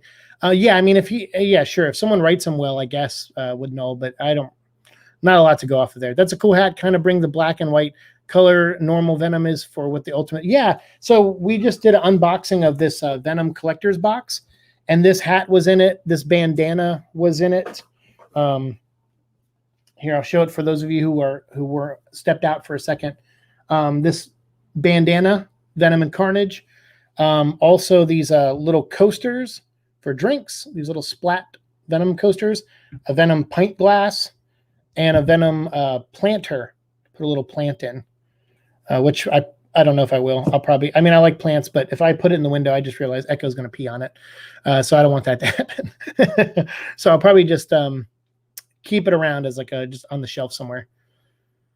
I think I might have been Sam Keith, my favorite Venom artist. No. I think Sam Keith did the covers of Marvel Comics Presents and the story in it with Wolverine and Venom and Nightmare, but he did not draw Tooth and Claw. Tooth and Claw had this guy with he was like a South American artist, I think, had a really exaggerated jawline for his characters and stuff. So that's who this art reminds me of. But I can't remember the artist's name. Swordsman says, nice. Yes. Awesome. Georgie says, Blue Venom is the best Venom. There you go. That's Blue Venom is awesome. That new toy coming out from Marvel Legends retro line where it's Venom and he's lit by the blue and red lighting from the cartoon series. I think it was a pre-order thing only, and I think it's sold out. But if I find it for a decent price, and by decent, I mean I would never pay more than twice what something costs. If the thing was like $20, I wouldn't pay $40. Now, if something was like, hey, it's $200, chances are I'm not even going to probably buy it unless it's like a video game system and that I really, really want. I'm not going to spend that much on one item unless it's to fix my car or something like that, like something that I need. I won't really do that. After I bought the Switch, which was was extra I think tax money or something, or it was stimulus money, I think it was. That was great because, yeah, sometimes I have these fatigue spells and it's hard to get out of bed. So the energy I have, I use to walk Echo, and then I come in and either on my phone, like Contra I did the other day, or the Final Fantasy War of the Visions I've been playing. Sometimes I play games on my phone, or I play like little dumb Sudoku games on my phone, or I play the Switch, and it's been nice to have that. And usually after like a surgery, like I had in May, or any kind of major health thing, the first game I go to is Resident Evil, and now I have it on the Switch and I can play it. And that's usually my test to see how much of my memory is retained. Because I feel like if I still know my way around the Spencer Mansion, I'm doing good. Like one of the doctors I talked to said it was good to have like what's a control? I guess when you're doing maybe I'm using that wrong. Maybe it's not control, but you need something in your science experiment to help measure the success in a way. And so that's what mine is I'll play Resident Evil 1 remake on the Switch. And if I know my way around the Spencer Mansion, I'm like, okay, I'm doing all right. No need to panic. Yeah, I miss Blue Venom too. That's true. Agree, have fun, infectious, and motives to why he wants to destroy everything in Celestial made, or maybe may have him made a dying parasite who needs many hosts, especially super. Yeah, if you change him around, he could probably work. That's true. Similar to Galactus. I like Galactus though. He's a cool character. Puppy, doggy, yes. Oh, okay. So I'm way behind on comments. Sorry. Hello, Echo. Everyone's saying hello to you. Swordsman says hello. Tavia, everyone. Andrew, Andrew, how are you, my friend? Hope you're feeling well. Georgie, everyone's saying hi, Echo. Look at that. We're catching up on comments easy now because everyone just sent in Echo love. That's cool. Tavia says, I personally would love to do a collaboration with you someday. We will actually, that's a good idea. Maybe in September before the Venom movie comes out, I can have you on and do a Parasite podcast with you. So if you follow, I don't know if you follow me on Instagram, but if not, we should follow each other that way, or you can email me at theparasitepodcast@gmail.com. So you can always email me there, Tavia. What if she dies? Won't that mean Dylan Brock won't be born in that universe? That would be great. I don't want Dylan Brock around. Dylan Brock sucks. I liked some of the moments that Donnie gave with Dylan, like the father-son moments. But in the end, Dylan was just a Deus Machina who just like helped progress moments that Donnie Cates couldn't write himself out of creatively. And then in the end, he just became the host of the new Venom. So it was like, oh, look, I'm just going to create my own character and then make him the new Venom and put my final stamp on Eddie Brock and, potentially, make it hard for other writers to write Eddie Brock from now on. It's I don't know. To me, it's an ego thing. I don't like it. So I don't like Dylan at all. I like the idea of Eddie having a son, but I wish it was just a normal human kid the whole time. Toon says, if the sequel gets the ball rolling, we could have an animated series akin to HBO's Spawn. I just want some serious, mature, dark crap. By the way, bought a Venom case for my phone this month. Nice. Awesome. I don't have any Venom stuff like that for my phone. I just have wallpapers, but that's cool. That's really cool. Yeah, I don't know. Spawn, I think Spawn works better to that because he's already that book is really intense and has a lot of stuff in it. And the cartoon did take that up a notch and showed the stuff that the comic couldn't show. So I agree, but so that's definitely one take on Venom you could do. But I don't know. He's such a household name that I don't know if they would go that route with him. But you never know. For some reason, Noel kind of reminds me of Sephiroth from Final Fantasy VII. Both are tall, have long hair, and want to destroy. Yeah, Noel looks like a knockoff video game villain from like that era, like the 90s, where there was like Castlevania, Dracula had that kind of look, and Sephiroth had that look. And so Noel feels like a product of that era, which is fine, but I find Dracula and Sephiroth way more interesting than Noel. Just me personally. Yeah, Mark says, Tavia says, we seriously need a break from the Noel, same way like Batman Who Laughs. Yeah, Batman Who Laughs overstayed his welcome big time. I agree with you, Tavia, big time. So yeah, no, if he never comes back, that's fine. Or if someone brings him back in like 10 years, that's long enough. That's fine. Andrew says, I get the feeling Carnage will go after Anne and Dan dies defending her. Ooh, interesting. That could be. That's a good theory, Andrew. Tavia says, always thought Venom was blue. Oh yeah, that's cool. He is at points. Yeah. Georgie says, yeah, he was blue back then. Do you like the original Venom vs. Carnage where Toxin was introduced? I do not. What's up, Trey Kennedy?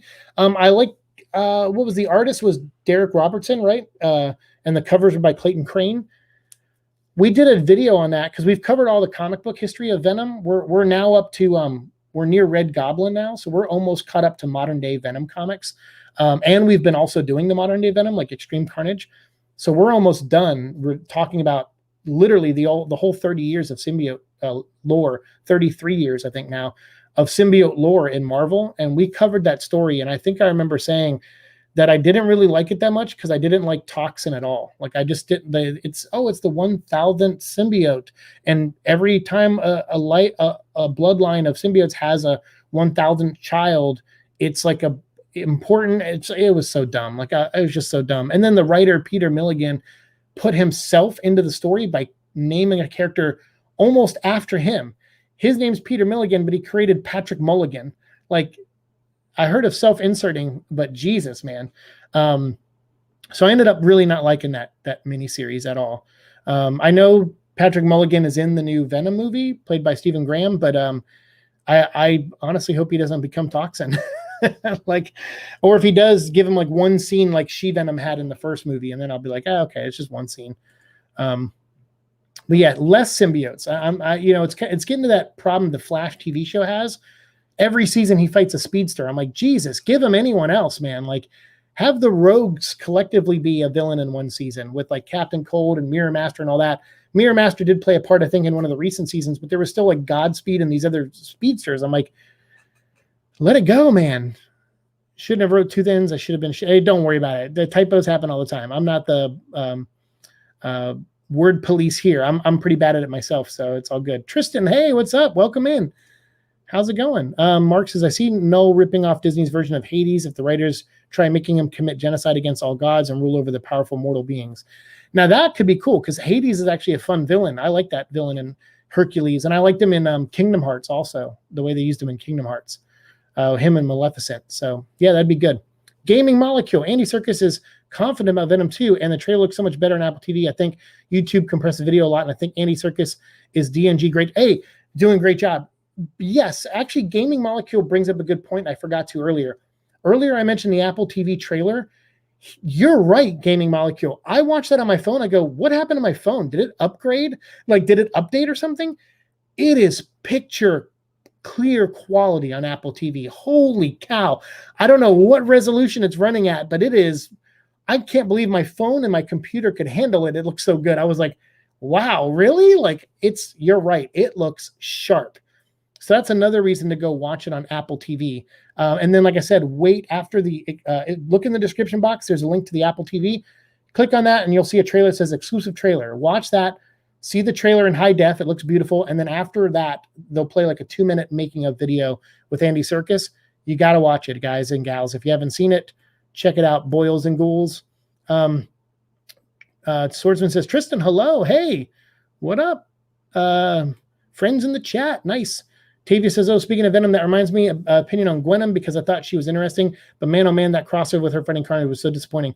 I haven't read that yet. Obviously, you can see I have a Gwenom shirt on. The reason I wore this shirt today for this live stream was because there is a Gwenom video I've been preparing for a while, and I just got to record some more stuff for it.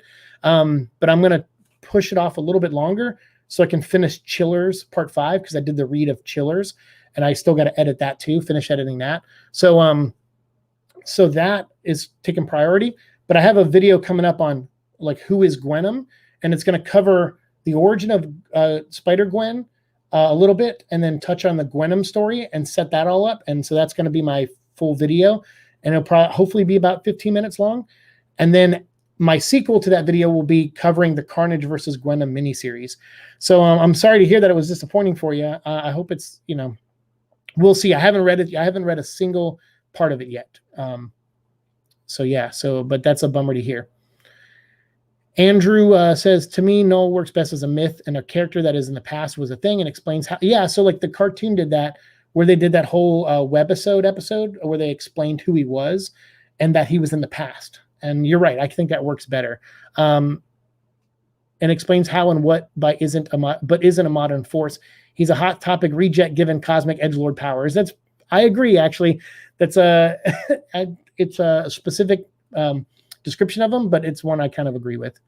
I wonder if Toxin will appear or be teased at the end of the upcoming film. I hope they don't tease him at the ending. I don't want more symbiotes teased. We talked about in the first Venom movie, they mentioned that Venom and Riot were part of a team that were sent to Earth. So they were like a strike force sent to see if Earth would be easy to conquer or take over, right? And Riot's plan was to take a shuttle back out into space and let whoever sent him know, hey, there is life on this planet. We should conquer it. So I imagine whatever that being is, whether it's Null or something new made up for the movies or something else or whatever they decide to do with it, I imagine that will be something in the third movie, because I think Avi Arad already said that there is more hints at invasion stuff in this movie. And even though Carnage doesn't look like the invasion type, he looks like he just says, I just want to bring about Carnage. Maybe that's the deal, is he isn't able to do it on his own in this movie. and then he gets, he hears like a call from space, from wherever the symbiotes come from, and they're sending a squad, and maybe that could be the teaser. So possibly, I don't know. You never know what we'll see. But yeah, so I don't know. I think Spider-Man will probably be the teaser though at the end of the movie, but who knows if that, who knows, whatever. Fillmore says, you're correct, confusing the Venom titles. Joe St. Pierre is who I think you're. Yes, that's it. St. Pierre. So not South American at all. He's French. so it looks like I did actually know, because I was sitting there going, man, I don't know the guy's name, but I knew what nationality he was, and looks like I didn't even know that. So, but yeah, so Joe St. Pierre, there you go. Yeah, he drew some, because that was the one where like the hamster or something like swallowed Eddie Hole, or the rat or something. I can't remember. I don't have an Instagram, but I do have email. Okay, yeah, shoot me an email at theparasitepodcast@gmail.com, and I'll have you on for a Parasite podcast episode. The third movie should be titled Venom: Clintar's Paradise. Awesome. And that way, by the way, that also goes out. Anyone who wants to give a 10-minute or less review of Venom: Let There Be Carnage after the movie comes out, email me at theparasitepodcast@gmail.com. And what we'll do is we'll set up StreamYards. I'll have you come on. You don't have to show your face. You can just do audio only, and we'll record your audio. I'll mute my mic. I'll just let you record for 5 or 10 minutes of talking of the movie, and I'll upload those like when the Blu-ray starts to come out. I'll start uploading your reviews of the movie. So if you're interested in that, just shoot me an email at theparasitepodcast@gmail.com. Tavia says, I'm neutral on her. She's not a bad character, but she gets a bunch of bad comics like that series. Oh yeah, true. That's true. That is true about Gwenom. Like, I feel like there's more stories of her that I don't enjoy than there are ones that I do enjoy, and that's 100% accurate, I feel. Venom isn't really a mature dark character. Yeah, see, I don't see him that way either. Like, in the beginning, he terrorized Mary Jane, and that was like definitely a creepy, type. Like, that's what the Topher Grace version seemed to be a little based off of. But that's only like a small part of Venom's character arc. It's so small, in fact, that most people think of him as the anti-hero, which is something that didn't come in until like 7 years after his creation. So, but still, that's the guy we know and love. So yeah, it's like Superman. When he first started, he didn't fly. That came later in the radio show. But now people only think of Superman flying, but that's not accurate to how he started. But you can't imagine him without him flying, right? So Venom is like that. To me, I think he's kind of just full-on anti-hero now in the zeitgeist of, pop culture. Tavy says, I can understand that for sure. It would be incredible if Venom takes sort of a Logan route, Georgie says. Now, I wouldn't mind seeing that, an Old Man Brock movie in the vein of Logan, where Eddie has to like protect a Dylan type, turns out someone who turns out to be his kid in like and they do a story like Logan. Like, sure. I mean, it already sounds too much like a copy of Logan anyway. So that's not great, but at the same time, like, I don't know, that'd be cool. Especially since Tom has a son in real life too. I'm sure he probably wouldn't mind taking the character in that direction. Most likely. Just don't name him Dylan. Don't give Donny Cates any royalty checks. Name him something, anything else. Name him Fred. Fred Brock. Grendel says, Null to me feels like a ripoff of Elric of Melonbone mixed with Dracula or something. That's what I'm saying. Like, I just got this like Castlevania vibe from Null when I first saw him. But Elric, that's a good one too. I don't know that story probably as well as you do, but that does make sense to me, that reference. I get that reference, as Steve Rogers would say. Oh yeah, I remember Red Goblin. It was final story of Dan Slott Spider-Man, and thank God he's off that book, because my God, Red Goblin was so stupid. Yeah, it's been a while since I read it, so I'm looking forward to going back and checking it out, Tavia.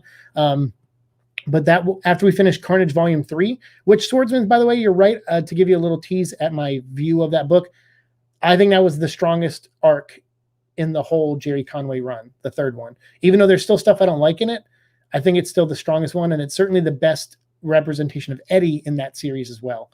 But my review for that, or discussion, will go up on Thursday for that. And then Red Goblin, I'll try to get up over the weekend if I can, so that way we can finally officially start doing the Peter Parker stuff, which I promised we would do back in June, and I'm just got so behind on everything that we're finally getting to it. So yes. 33 years. Wow, I feel old, only being born in 1998. Holy cow, Mark Anthony. Yeah. The Venom and stuff, they've been around for about 33 years now. 32 or 33, something like that. I just finished my Marvel Legends Hulk figure custom today. Nice. Did you post any pictures on Instagram or anything? If so, you feel free to tag me so I can check it out. Or send it to me in a DM if you want. The only good thing about Noel, in my opinion, is led to Dylan and gave Eddie another holy light empowerment moment. Yeah, I don't know. I still didn't like the Captain Universe thing with Eddie. I thought it was just really poorly used, like everything that Donnie built towards. But I don't know. I guess I do. Someone was like, "Do you have a bias against Donnie?" I said, I was so excited for him when he started that book, and by the time we got to like issue 12, I started to really I didn't like it. I was like, I don't mind Dylan being his son, but retconning the origin just to fit in these new characters, like, so that can be all about, and I know that happens sometimes when you're writing a character, you put in your own things and it can come across as like, oh, you're trying to get rid of the old and just bring in new ideas that are yours. But Donnie literally retconned the old. He got rid of Eddie's sister. He turned his dad into an abusive guy. Like, he did all these things that I was just like, this feels out of left field right now. So yeah, I don't know. I'm not a fan of all that stuff. That's one of the reasons I hope Carnage doesn't die. I don't want him to be a Venom fight for another symbiote in the third movie. Maybe do a Venom versus Spider-Man. Yeah, we were talking about that earlier. Like, I literally said word for word. You probably dipped out, but yeah, I said that earlier. I was like, yeah, we need Venom to fight Spider-Man in the third movie, and then Carnage should be the villain that they have to team up to beat. Or put Carnage in the Sinister Six and do the Sinister Six movie, and have Venom and Spider-Man have to team up with Morbius or something. That could be cool too. Mark Anthony, hey Seek, if you could choose anyone to play Flash Thompson, become Agent Venom or Anti-Venom, who would you prefer? Well, I wouldn't pick the kid who currently plays Flash Thompson, because he doesn't, not that he doesn't look anything like the character, but I don't think I'd ever be afraid of him physically. That kid looks like someone Peter Parker could pick on and tease. No offense to that kid. I'm sure he's a funny actor and stuff, but when I saw him as Flash, he's like, hey, Penis Parker. I'm like, Peter Parker, go slap that kid right now. Even if you don't have superpowers yet, you can go slap him and he'll walk away. Like, he looks like a little bitch. So, so not him. I don't know. Flash Thompson, that's interesting, because you would need someone who's kind of like someone who thinks they're Steve Rogers, but they're not. Almost like the guy who played John Walker in the Falcon and Winter Soldier show. Like, that guy thought he was altruistic and a good person, and other people around him in his bubble told him he was a good person, but he turned out to have a lot more flaws than he knew he had. So you need someone like that. You need someone who can pull that off and still be likable. Because I thought the guy who played John Walker ended the show. I was like, oh, okay, I'm interested to see where he goes from here, because I'm pretty sure he's going to be part of the Thunderbolts or the Dark Avengers, whatever they call themselves. So you need someone like that. So I don't know. I'm not very good at casting stuff like that, but maybe a cliffhanger where Cletus actually survives. Yeah, he needs to survive, though. You're right. Would it be the current actor who apparently... No, I wouldn't pick that kid. Sorry, I wouldn't. I got to go. See you, man. See you, Tavia. Have a good one. Tavia, bye-bye, Swordsman says. We need to see an official live-action symbiote invasion. It'd be crazy and awesome. Thanks for bringing that up, Venom Vlog. Hey, you're welcome. Yeah, I think we probably will at some point. Did you hear the rumor? Oops, sorry. Let me go back. Did you hear the rumor that Tom Holland talking about signing on for 3 more Spider-Man movies? Was that just an old rumor or old news? I have no idea. Yeah, so I don't know. I don't get information like that. And the few times that I've heard things from people, it's not stuff like that. Because I don't know.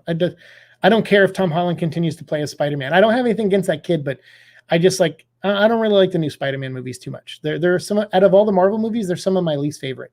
Like, I actually like the 2 Ant-Man movies way more than I like the Spider-Man movies. And that's crazy because I'm not an Ant-Man fan, but I like Paul Rudd so much, like, that those movies are fun to watch. Mark says, it's honestly been a long time coming since I still remember that iconic symbiote page in the comics. It looks like it was the Ultimate Universe, but it was actually the main 616.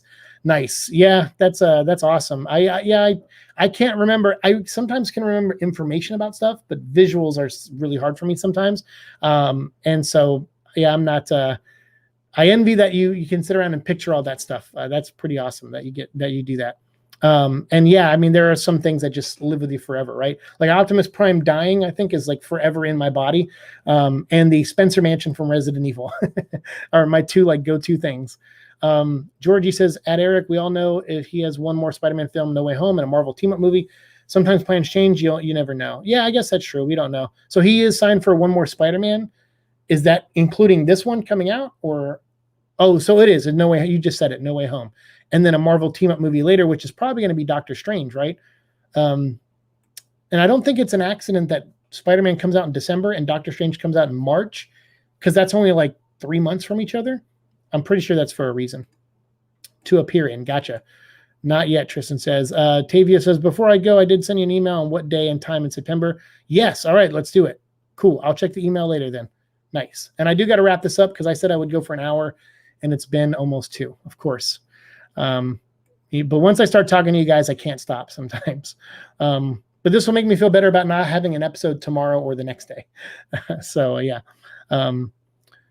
Or I will have on Thursday, I guess, but not tomorrow. Mark Anthony says, hey, Venom Vlog, do you have any plans on talking with Donny Cates this year about his work on the symbiote this year? I'd pay to watch that. I sent him an invite before I got off Twitter. He invited himself. Well, he didn't invite himself, but he asked if he could come on the show at one point. Me and Eddie's Mullet did a collaboration, and Donnie watched it and said, hey, I could come on and explain some of this. And I was like, cool. We'd love to have you on. And then he's like, here, let me follow you on Twitter. So he followed me on Twitter. He said, write me. I wrote him. And I said, here, I'll send you my questions in advance, because I don't know. I know some people get weird about that. They're like, hey, can you send me questions in advance? Because some people don't trust YouTubers, and they feel like they're going to get sidelined or something. So I didn't want Donnie to feel that way. So I came up with 2 questions, and Eddie's Mullet came up with 2 questions, and we sent them to Don. I said, hey, here's the questions I'm going to ask you. And after that, he never responded. And the questions I asked were like simple ones. It was like, out of curiosity, like what did you think was the benefit of retconning Eddie's sister? Like, what did that grant you in your story to allow you to do that you couldn't have done with her there? So it's basically me asking about, hey, why'd you retcon her? But trying to understand him and be respectful to the decision he made.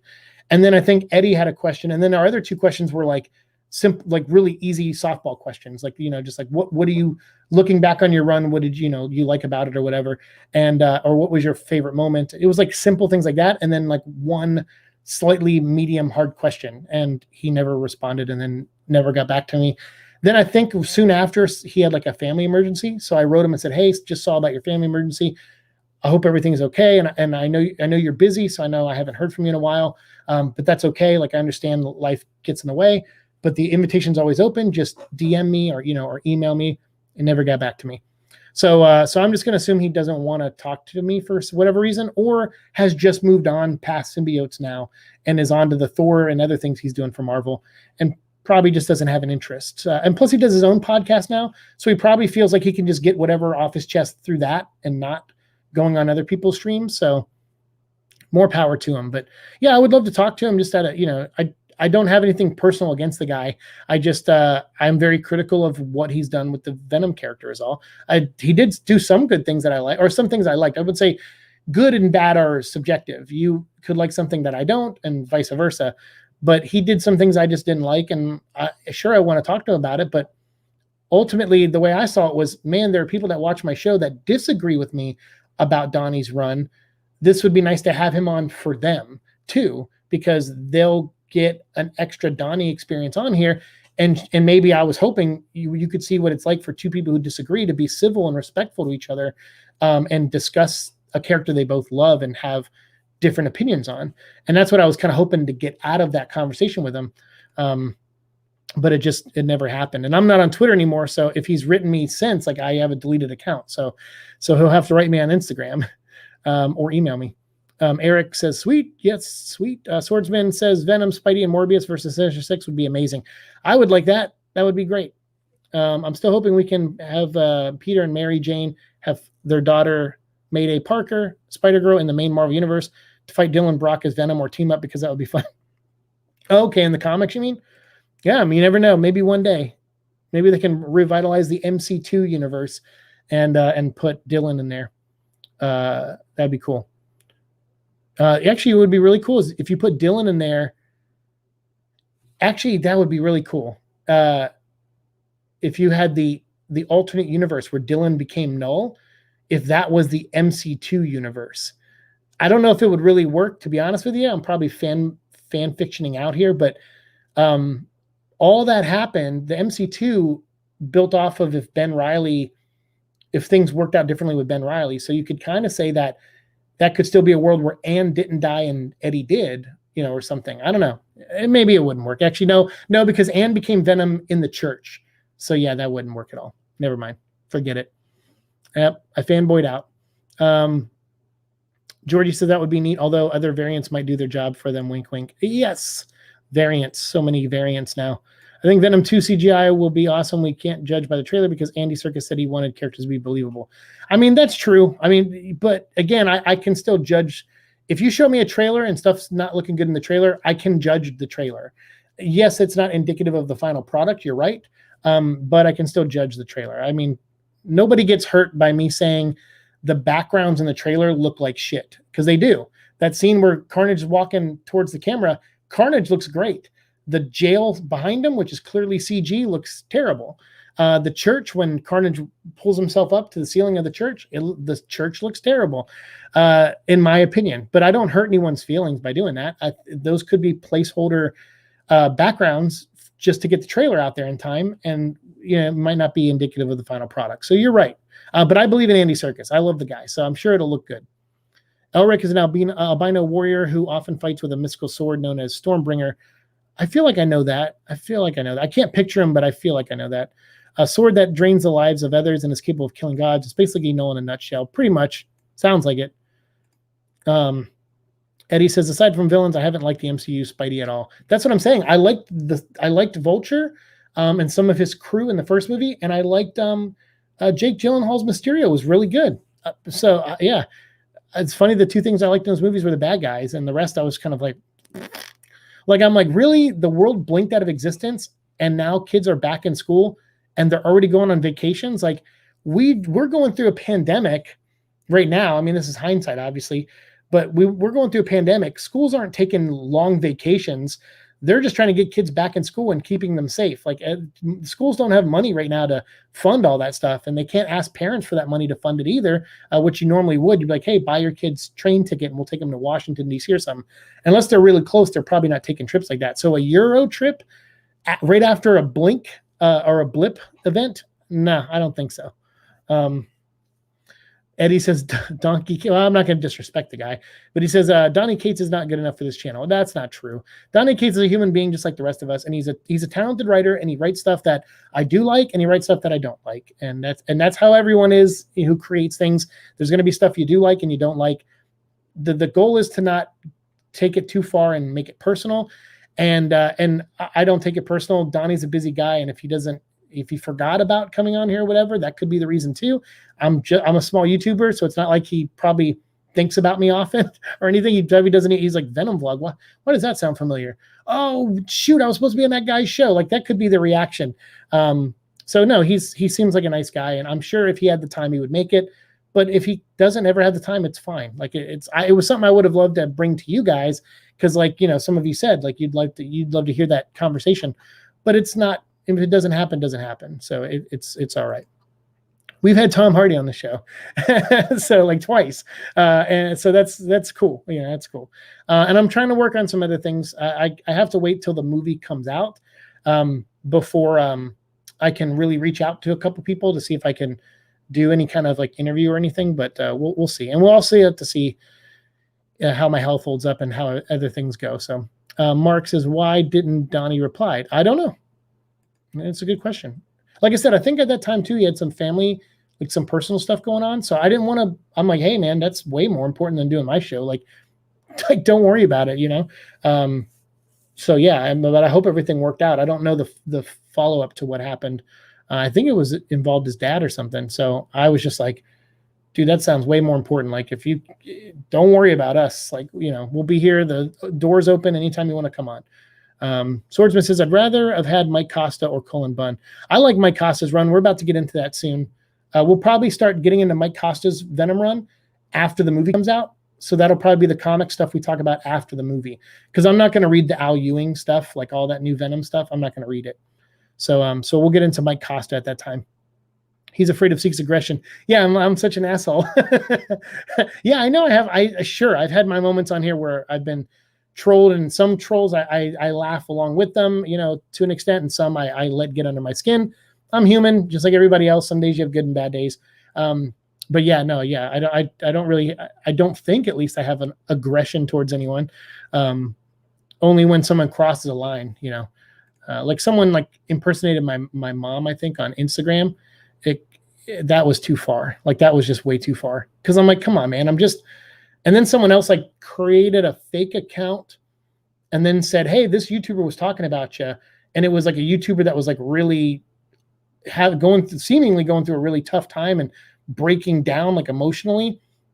And I went to that channel and I was listening to him talk, and I just felt bad for the guy. So I threw him a few bucks, and then he acted like he didn't know who I was. So I was like, wait, that's weird. Someone told me he mentioned me. And then later on, I looked back in old videos and I saw that somebody had changed their profile name to match that YouTuber's name. And they were commenting like they were that YouTuber, and they weren't.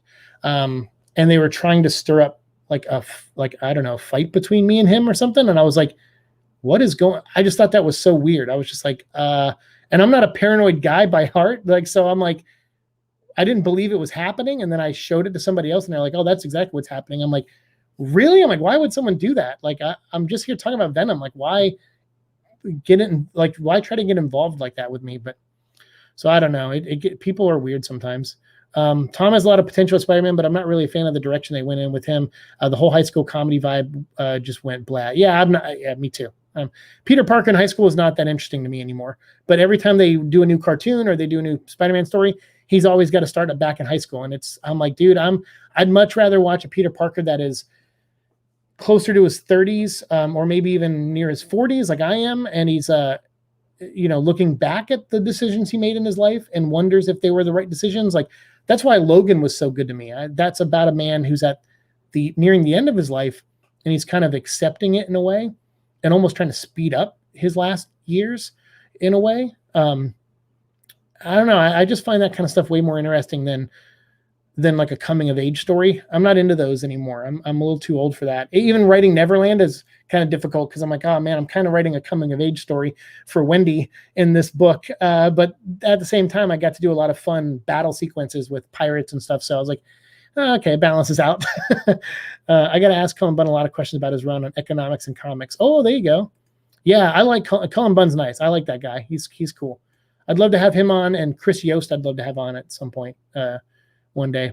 Seems Cates can't take criticism. Oh, well. Well, I mean, no, I'm not saying that at all. He was nice. He wrote a comment and said, like, hey, I watched your episode. Some things I don't agree with. I'd love to come on and talk to you guys about it. So that sounds like a guy who can take criticism. I mean, he was willing to talk to us about it. I mean, I know he hasn't been on to talk about it, but like I said, life seemed like it got in the way. So I don't know. Like I said, I'm not here to talk trash about the guy. The invite's always open, and I'd love to have him on. Like, I'm not out for blood with the guy. I have no reason to be. His book's over. So I'm kind of like, all right, I don't have to talk about it anymore, which is nice for me. Swordsman says, Eddie, nice. Yes. He answered a lot of stuff, so I'm sure you'd want to know Swordsman. Oh, there you go. Yeah, check that out. Check out that interview. Yeah, if you haven't checked out Economics and Comics, check them out. Eddie's Mullet turned me on to them. And so yeah, please go check them out. Mark says, Eddie's Mullet, I'll laugh if I see Donnie replied in that comment towards him. Yeah, I'll check it out after the stream. It's on YouTube, right? Yeah, I think it is. I'm just being curious. Did you see how he responded to Chris? Oh, I'm sure I've seen some of it on Twitter, because I feel like we've talked about that, where people come at him. But see, I'm always of two minds of it. Sometimes people, they say like, oh, I'm just giving criticism, but they do it in a real dickish way. I'm not a fan of that. If you have real criticism, I don't think you have to be aggressive when giving it. I'm sure I have at sometimes before, but that's why I like to do things in video and not in text. So you guys see me that I'm like, I kind of laugh it off sometimes. I'm kind of joking around. I'm like, a little jovial about it. And yeah, there are times where I get like ranty and I'm like, God, this is bull crap. I hate it. But even in like my Transformer review recently, I'm like, I hate this show. Like I look like a crazy person. So yeah, I'd rather, that's kind of my thing is, I don't take this stuff that seriously, but as someone who cares about these characters to an extent, I do want I do want to enjoy the stuff I pay for. And I think that's really what it comes down to. I like being a consumer, and I like paying for stuff that I enjoy. But when I don't enjoy it, I don't like paying for it. I don't want to steal it either. But like, I was buying Donnie's comics and hating it because I was like, yeah, I don't particularly like this run, but I'm talking about it for the show to an extent. And you guys saw, I tried to quit like 3 times, and like a heroin addict, I kept coming back, but it wasn't because I liked it. It was more or less people were going like, hey, who cares if you're negative? We want to hear your honest opinion about it. And I was like, okay. So then I would shell out like, $4 a month or whatever, or $5, and then all the tie-ins. And then luckily we had people like Cam Frazier who came on and donated to us a bunch of tie-ins for the King in Black stuff, which I was not even planning on buying because I spent all that money on Absolute Carnage and I hated it. So yeah, I guess sure, but I'm not good at. I mean, everyone says, "Oh, you're not good at taking credit." Everyone's like that, though. You could have someone like, you have some of these YouTubers that go out there and make these like rage baity videos, where they're like I saw one guy the other day. It's like his 4th or 5th video on Kevin Smith regarding He-Man, and I'm like, let it go, dude. Like, you're just doing this because it's a grift. Like he starts his videos by saying, like, if you think pop culture is being ruined by Hollywood, subscribe to my videos, because every day I talk about how awful, their agendas are and stuff. And I'm just like, yes, I get it. There are people out there that have agendas, things that I don't agree with and things that other people don't agree with and stuff like that. But at the end of the day, I'm still trying to just look at the body of work. And I told this to Swordsman, I don't particularly think agendas are inherently evil. People sometimes have agendas to be like, hey, I want to spread awareness of this. But in order to do that, I got to do B, and B leads to C, and C leads to step D. And sometimes you screw up steps B, C, and D, and then people go, oh, well, you had that stupid agenda, so like you ruined this now because of your agenda. And it's like, well, I don't think the agenda was the problem. I think the execution of the agenda was the problem. So to me, that's how I perceive things. I know people don't agree with me on that, but that's just how I perceive things. It's the same thing if someone who was like more right-leaning maybe than I, like, because I would call myself left to center a little bit. But if someone was like far right and they had an agenda to do like, to like make anti-SJW content, I'd probably still check it out of curiosity if it looked interesting. But if it was preachy and boring, like some of the far left stuff can be to me sometimes, then again, I'm going to be like, well, your agenda, I don't think was the ultimate problem. I think your execution was. So that's how I feel about agendas. Like, I don't think, unless your agenda is like, I want to kill this many people, that's a bad agenda, obviously. And I don't care how good you execute B, C, and D, it's still a bad thing. But I don't think just because someone has an agenda, it's a bad thing. So, but that's just my own personal thing. So anyway, because of that is, I don't know, like, but I think I see people like who make those videos, and then the second you criticize them, they melt down and turn into little wimps, and they're like, blah, blah, blah, and you're just like, okay, now who can't take criticism? So I think no one can really take criticism that well. It's something we all need to work on. So I'm not going to fault the guy for that. I know I probably did at one point, but I understand more as I get older. I see more things and pay attention to more stuff, and yeah, it's fine. Yeah, it's from an interview about his book on Phantom of the Scan. Nice. Well, he didn't respond, so it speaks volumes sometimes, but I indeed just assuming. Yeah, no, that's cool. No, I appreciate you asking. I'm not defending him, just wanted to know. That's cool. Yeah, I don't know much about him, so I don't know. Swordsman says, thanks. Yes, you're too nice, Seek. No, I mean, I'm not. You guys have seen me be a dickhead before to people. If someone crosses the line, I'll cross it too. Like, I'm an eye for an eye kind of person. I'm not a crazy person, but I'm a vengeful person, right? As Cletus Cassie says. But it just takes a lot to get me there sometimes. So some days it doesn't. Some days I have a short fuse. But I recognize that on those days when my fuse is really short, it's not anyone else's fault. It's mine. Like, I'm probably beating myself up over something I did at work that I shouldn't be beating myself up over. I'm probably probably calling myself a loser because I had to borrow like $50 from my mom or a friend to pay a bill. Even though I'll pay them back, it's like still the act of borrowing money. So I'll be like, oh, dude, you're a loser. How are you like 39 years old and you can't even pay this bill yourself? Like, but I understand that a lot of things that happen in my life are not my fault. Like, it's a hard thing to admit because I know that my doctor will say rest. He's been saying that for the various doctors I've seen over the years. They'll be like, you need to rest more. You need to do this. You need to eat this, do that, exercise this. And I do a little bit of that stuff, but not as much as they would want. And then I only am getting worse health-wise. Of course, I know that's because I'm not doing exactly probably what they want me to do. But I also know that some of the stuff they ask me to do, it doesn't make me happy. And I started getting really depressed by just, changing too much of my life. And I'm like, yeah, I know soda can be bad for me, but I really enjoy the taste of Pepsi. So what am I going to be miserable because I can't drink a certain thing? Like, all right, I'll drink less of it, but I still want it, because it tastes good, whatever. It's like, and yeah, some people are like, oh, but that's like an addiction thing. It's like, but it's not, it's fine. Like, it's fine. It's not like crack. I mean, it kind of is, I guess. But I don't know. I'm me. I'm an adult. I make my own decisions. Sometimes I make the wrong ones. Sometimes I make the right ones. You have to trust me to do what I think is best for me. And that's why I trust other people to do the same thing. Like, I think that's really hard. Like at work, like when I was a supervisor, I would really try to give everyone a second, a third, a fourth chance if I could. Some days I had bad days and it didn't seem like that, but I really did try my best. And I'd have people tell me like, seek your supervisor, and everyone you hired here, or everyone that's hired, not you, I didn't hire, but everyone that's hired here that works, that you're a supervisor of, they're adults. They're over 18. If they make a mistake that, you have to let them, and then you react accordingly. You say, hey, I'm sorry, the other day you did this, I got to document it. You got to put it in the log or whatever. And try to be as nice as possible, which of course I don't want to be mean. You say like, hey, here's an alternative on how to do it next time. Maybe this will work out better for you. You try to come up with solutions and talk it out with people.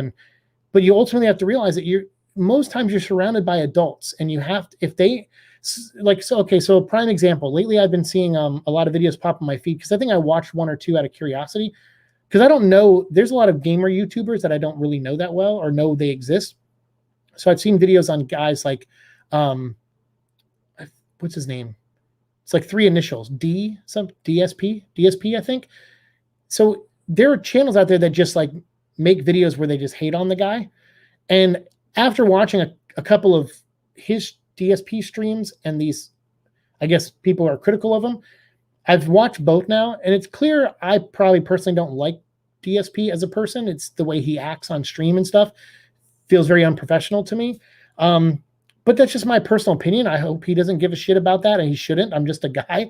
But I see people who have entire channels just making videos, criticizing him. And I also don't see the point in that either. So like, I'm like, I don't see the point in why this guy's still a streamer. He should just go get a real life job and stay off the internet. And I also don't see the point of just making a whole channel devoting yourself to hating one person, and grifting off of that hatred. So earlier when I was talking about that kid who made his 5th video on He-Man, it's like there are people out there that just make these videos because it's like a rage bait thing. They just built up and feed off of negative, emotions towards somebody. But it's like, if people want to donate to that DSP guy because they find value in his content when we don't, let them. Like, they're adults. If they go bankrupt because they donated like $3,000 to him, that's their decision. They're adults. Like, you can't mother the world. I understand this need we have to help each other, right? Like, we don't want people to fall down these holes and get scammed and all that stuff. I get that. But part of life is making mistakes and then learning from them later on your own or through the eyes of others. So you have to let it happen sometimes. Like, that's just reality. Experiencing life is not just the good, but it's the bad. Like, I talk about that a lot. Like, people, like, someone asked me recently, they're like, do you wish your life would have turned out differently? Like, you wish the aneurysm didn't happen and all that stuff. And I said, I don't know, because I feel like I probably would have been a really shitty person today if I didn't get massive wake-up calls. Like, honestly, and it sucks that it took something like that to change my perspective and start making me look inside as opposed to feeling like I'm owed stuff by the outside world. Like, it does. It changes you. And it sucked that it took something that drastic to change my perspective. So all I can do is share that perspective with people and just be like, who cares? Like, you got a little bit of life in you. Like, we're all, even if we live to be 100, that's a speck of life in all of existence. That's just a speck of life. It's not a lot. And so Why, if you work a full-time job, would you come home and make a video on someone you hate and just in the video just say how much you hate them and call them a liar and call these other things and tell people, hey, stop donating to this guy, he's a horrible person? It's like, yeah, but you have this much time in your life. Why spend any of it doing that? It's like, I don't know. And I know some people go, oh, but that helped us make a community and it made me friends online and stuff. And it's like, yeah, but friends under what circumstances? I don't know. So that's just my point of view. So it's like, I'm not trying to defend that YouTuber, like the guy who I guess he scams people. I don't know what he does. I don't know enough about it. I've just seen a few videos, but I see them pop up my feed all the time now because I've watched a couple and I'm like, nope, no longer recommend channel, delete, whatever. But it's like, you got to let people, if they're adults, be adults. And if they're kids, their parents will discipline them. If they're kids that get their parents' credit card and give the guy money, their parents will discipline that kid. It's not your job. So to me, I'm just like, I don't know. I don't understand people. They put their nose where it doesn't belong sometimes because they think the internet means you can. And I'm like, yeah, you can still have boundaries and be on the internet. All right, let me try. We're like so far into this now. I went off on a rant. Grendel says, this will sound a bit odd, perhaps, but instead of adapting a comic villain for a third Venom movie, I think I would like to see writers come up with a new villain. That's what I'm hoping they do for the third movie, is that. I hope they come up with a new villain that sent Riot and the group to the planet in the first movie. I hope it's a new villain. Wave, hey, Sean, what's up? Got to say one thing I really liked from the new trailer is Cletus turning into Carnage looks visually distinct, more like symbiote morphs into a body rather than covering it like Venom. Yes, it's like the movie The Thing. We were talking about that earlier. Yeah, I agree. That's awesome. Hello, Sean. Good to see you. Thank you for responding. Silent J, Mark says. There you go. Makes sense. Sorry for being salty on Donnie. It's just I wouldn't be surprised if he's pulling a Dan Slott. I mean, that's fine. I mean, anyone can have your opinions on anything. I mean, I like to be neutral on stuff, and I know some people are like, dude, you're a fence sitter, but I'm like, it's not that I'm fence sitting. It's I don't feel like some battles are worth fighting, and I don't really feel like being negative towards that guy in that way. Like and Eddie's mullet will tell you there are times where Eddie will send me something and I'll make a comment like, what an idiot, like I'll say that sometimes about Donnie, where I'm like, that's stupid, why is he doing that? I'm certainly critical of the guy when it's brought to my attention, but he's mostly out of my peripheral. Like, I don't really follow him on any social media. I think I don't know if I follow him on Instagram. I know I did at one point, but I don't think I still do. I haven't checked though, but still, it's like I don't see him in my feed. So he's out of sight, out of mind, and he doesn't write Venom anymore. So he's kind of like not a topic I bring up anymore. So yeah, so for me, I don't know, but that's fine. I mean, you could have your opinions. It's fine. Donnie earned the salt, according to Eddie's mullet. So there you go. So yeah. Mark says, Grendel, that could work on like comics with Dylan and God of Light, Deuce Moxley. Yeah, exactly. I like the new character idea. Sounds good. Please don't remind me of Slott. Yeah. Well, we're about to talk about Dan Slott coming up with Red Goblin. So who is going to help Venom defeat Carnage? What's up, Lonely Wolf? I don't know. Hopefully nobody. Hopefully Venom just overcomes. Sorry. I know I don't drink a lot, but I've been talking for 2 hours and 15 minutes. I'm surprised I haven't drank the whole thing yet. Absolutely, though, I do like Dylan an extent, mostly because of the chemistry shared with Eddie. Oh, there you go. That's true. Yeah, his stuff with Eddie was good. When he wasn't using his powers, he was good. Eddie says, I don't think Venom is going to beat Carnage. I think Carnage is going to let them live. Interesting. Maybe they'll just send Carnage off planet, and then the post-credit scene will be him getting picked up by the other symbiotes. I don't know. We'll see. Mark Anthony says, Grendel, agree. Just have him more grounded in reality. Prefer him without superpowers. Yeah, that's how I feel too. Very true, bro. Gotta love good points. Agreed, Sanjay says. All right, agendas aren't evil. They're nauseating. I mean, yeah, in a lot of cases they can be. That's the thing, though, is like sometimes an agenda is just something like, oh, I just want to write a book and have fun. Like I would say Ethan Van Sciver's agenda is he wants to write a fun book about a robot frog. It doesn't personally interest me, but still, that's his agenda. And so on the surface, that's not a bad agenda, in my opinion. Just like someone who wants to write a story where they want the female characters to be a little bit more of a focus. That's fine. I don't think that's a bad agenda, but you still got to write those characters well. And in the case of He-Man, I just didn't feel like Tila was a good character. I liked Evelyn. And the mechanic, I can't even remember her name, but that girl, she was pretty cool. I liked her. And but so to me, like, that's okay. Like, I don't know a lot about He-Man, but I know the idea of, okay, Evelyn, I guess, was like his well, not even a Starscream. She's like his Harley Quinn, Skeletor's Harley Quinn. So, okay, what's Harley Quinn like without the Joker? Well, they've told that story in comics, and that made that character more popular to some extent. So, okay, let's take Skeletor away from Evelyn and let's see what she's like. And turns out she's not that bad of a person. And I liked that. I liked her connection with Orca. Some people may disagree with that, but I was like, I don't know. That sounds like a move I would have made if I was in the writing room. But Teela, I wouldn't have. I don't know where they lost me with that character. I just was not on board with that. But yeah, I mean, like I said to Swordsman, like sometimes someone might have an agenda where they're like, hey, I want more guns in comics. I'm like, okay, well, if you write a good story about a world with more guns in it and it's a compelling story, then I won't even think about it as an agenda thing. I'll just think about it as a part of the story. And so that's what you got to do. That's where I think where agendas and execution blurs when it comes to creative writing, is that I think a lot of people have this agenda and they make it about the agenda.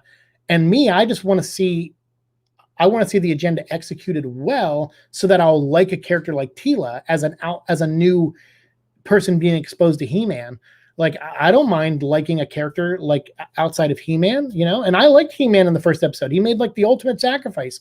And then I like that he went to heaven and he didn't even choose his God form. That says a lot about him as a character. So I'm actually intrigued by He-Man. And he was only in 2 episodes of the show, minus a couple flashbacks.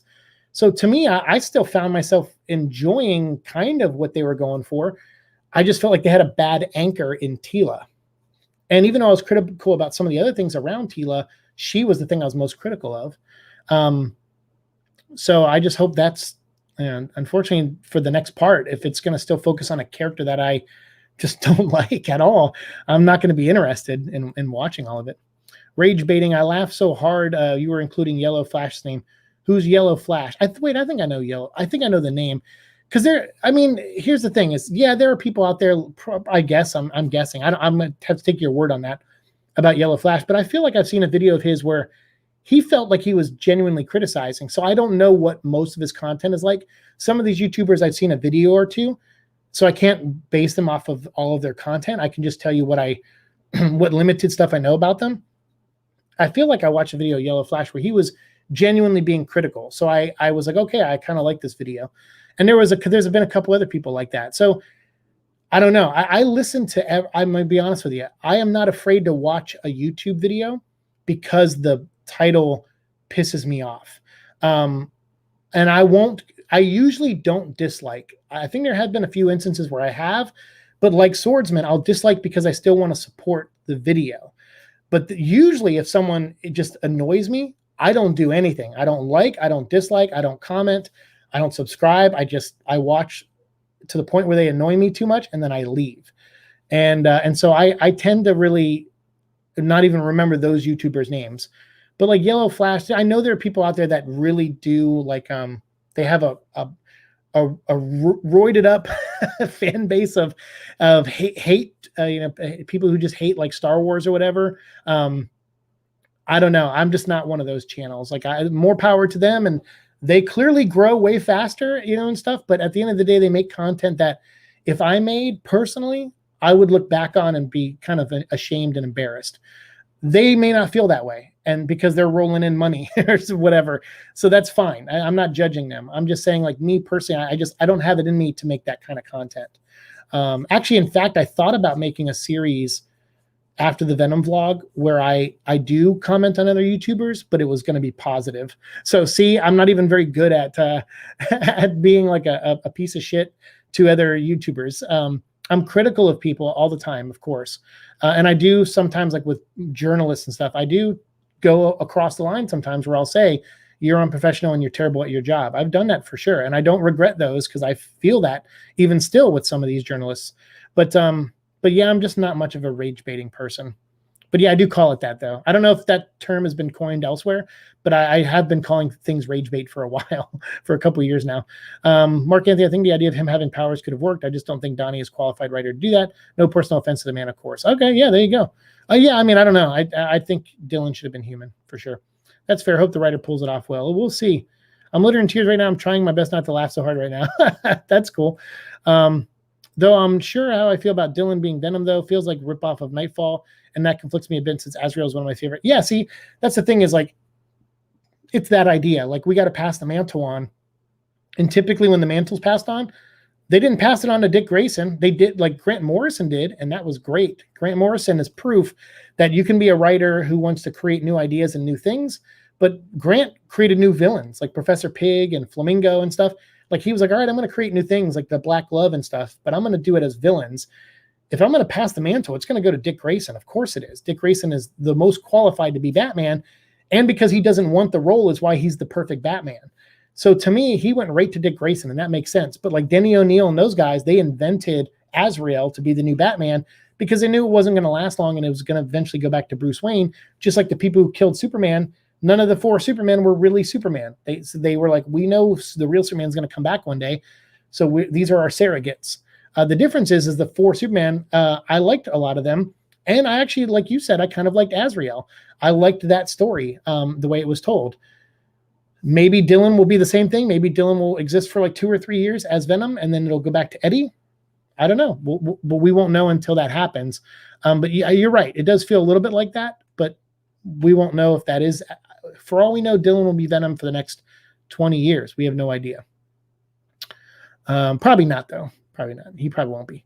Some things are best left alone. Eddie Brock as Venom is one of them. That's true. I do like that. I mean, we've had other hosts, and they haven't lasted long. Flash was probably the second best, in my opinion. Give the man his soda. Yeah, while I do like Dylan, I do not like the change at all. I wanted him to be a sleeper. I wanted him to be sleeper also. Do you think Carnage is going to get wrecked? Eli Watson asks, oh, in the movie? I don't know. I don't think so. It looks like he's going to wreck a lot of people.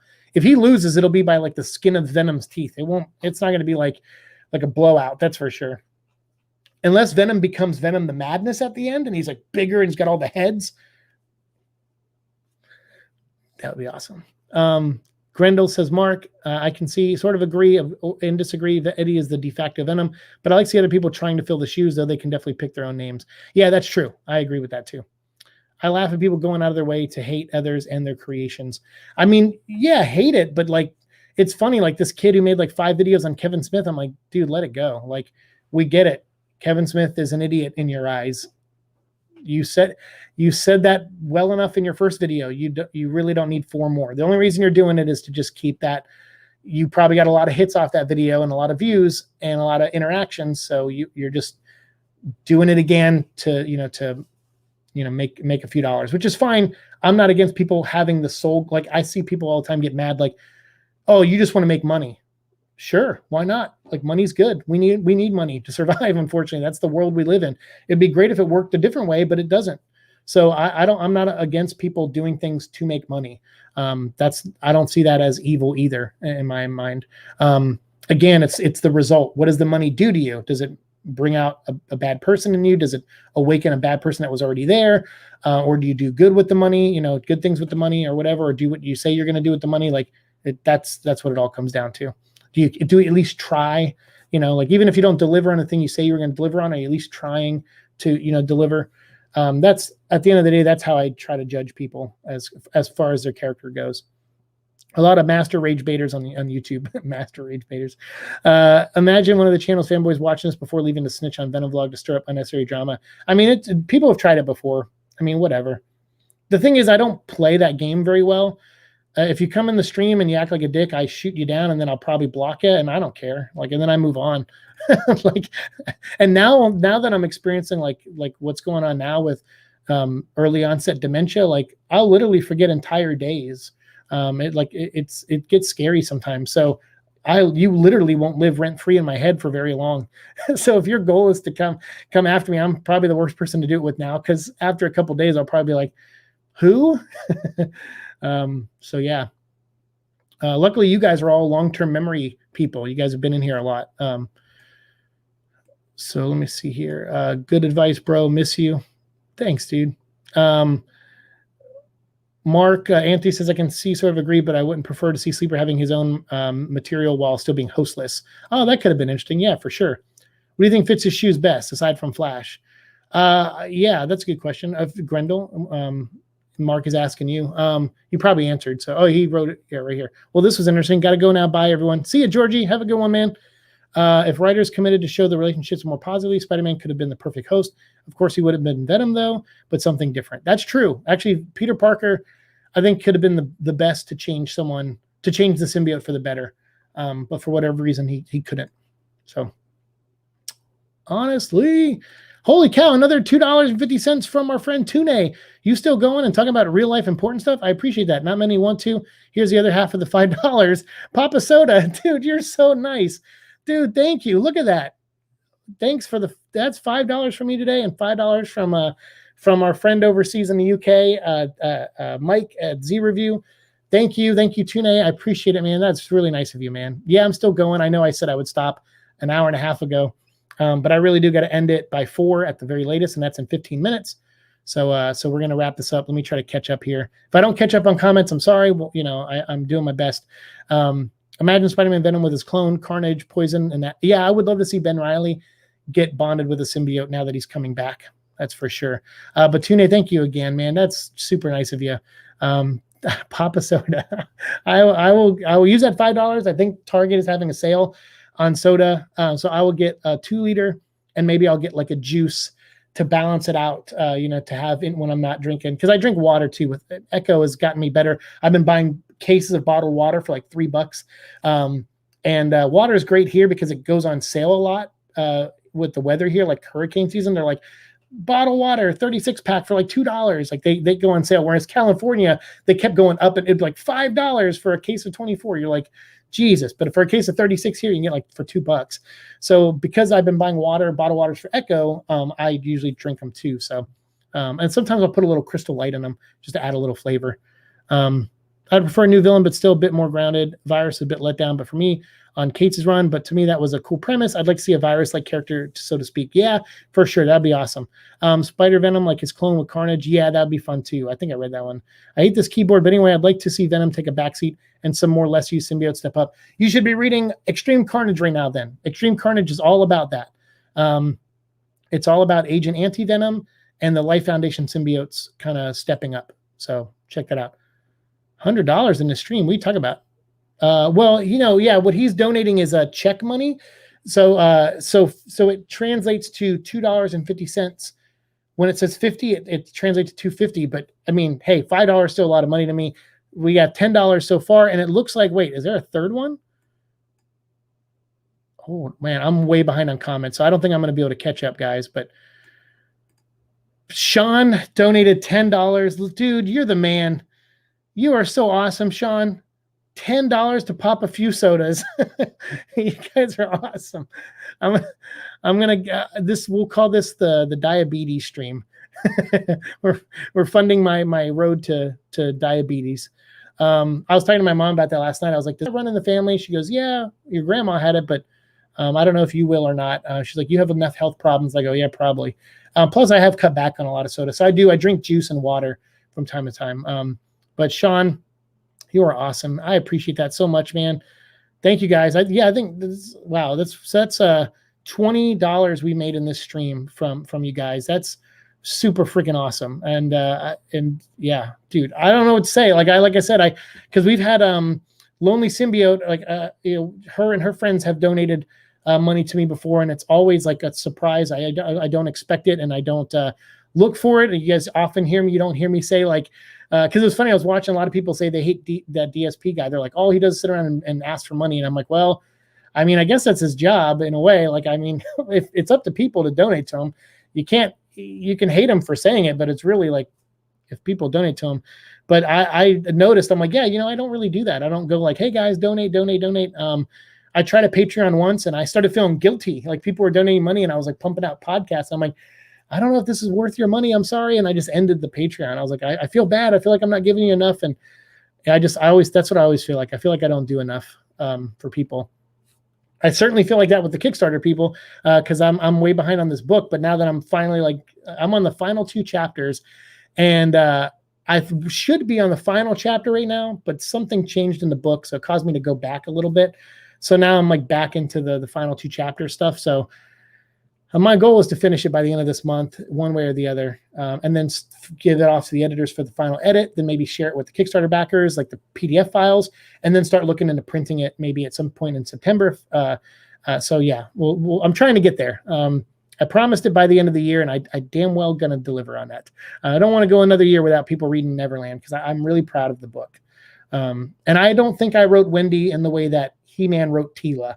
Like, I think I wrote Wendy as a rational person, someone who, if she gets upset, there's a real reason for it, but she doesn't dwell on it either. I feel like that was Teela's problem. And I'm like, I'm so glad I naturally don't write like that, where I like my characters to have struggles and reasons for their emotional state when they have a change in emotion, but they have an arc too, and they have a goal. And I like that. I like that I naturally go that route, and try to really write a character that's well-rounded. To me, it's not about making Wendy a strong female character. To me, it was like, I don't know if I understand this girl too much, but I noticed how people perceive her. A lot of people perceive her as like a love interest to Peter Pan, but if you read the book, Peter kind of treats her like a mother figure, which is why Hook, in the movie Hook, he didn't marry Wendy. He married Wendy's daughter, I think, because he actually fell in love with her. So so that, again, I don't think Wendy's really Peter's true love, but that's why I wanted the story. I wanted everyone in the book to think that too. They're like, we got to go get Wendy, because she'll come here and she'll change Peter, and he'll be for the better.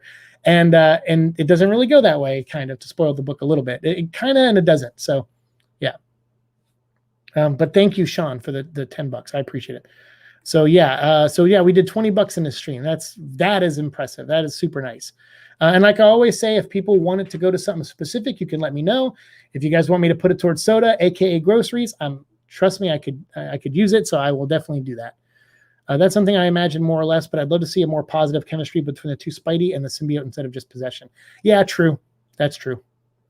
Gotta go. It was a fun stream. See you guys. Bye, Brendan. Thanks for hanging out for as long as you did. Tune, thanks for giving Seek a ton of money. He deserves it. Oh, man. Yeah, dude, I appreciate you guys.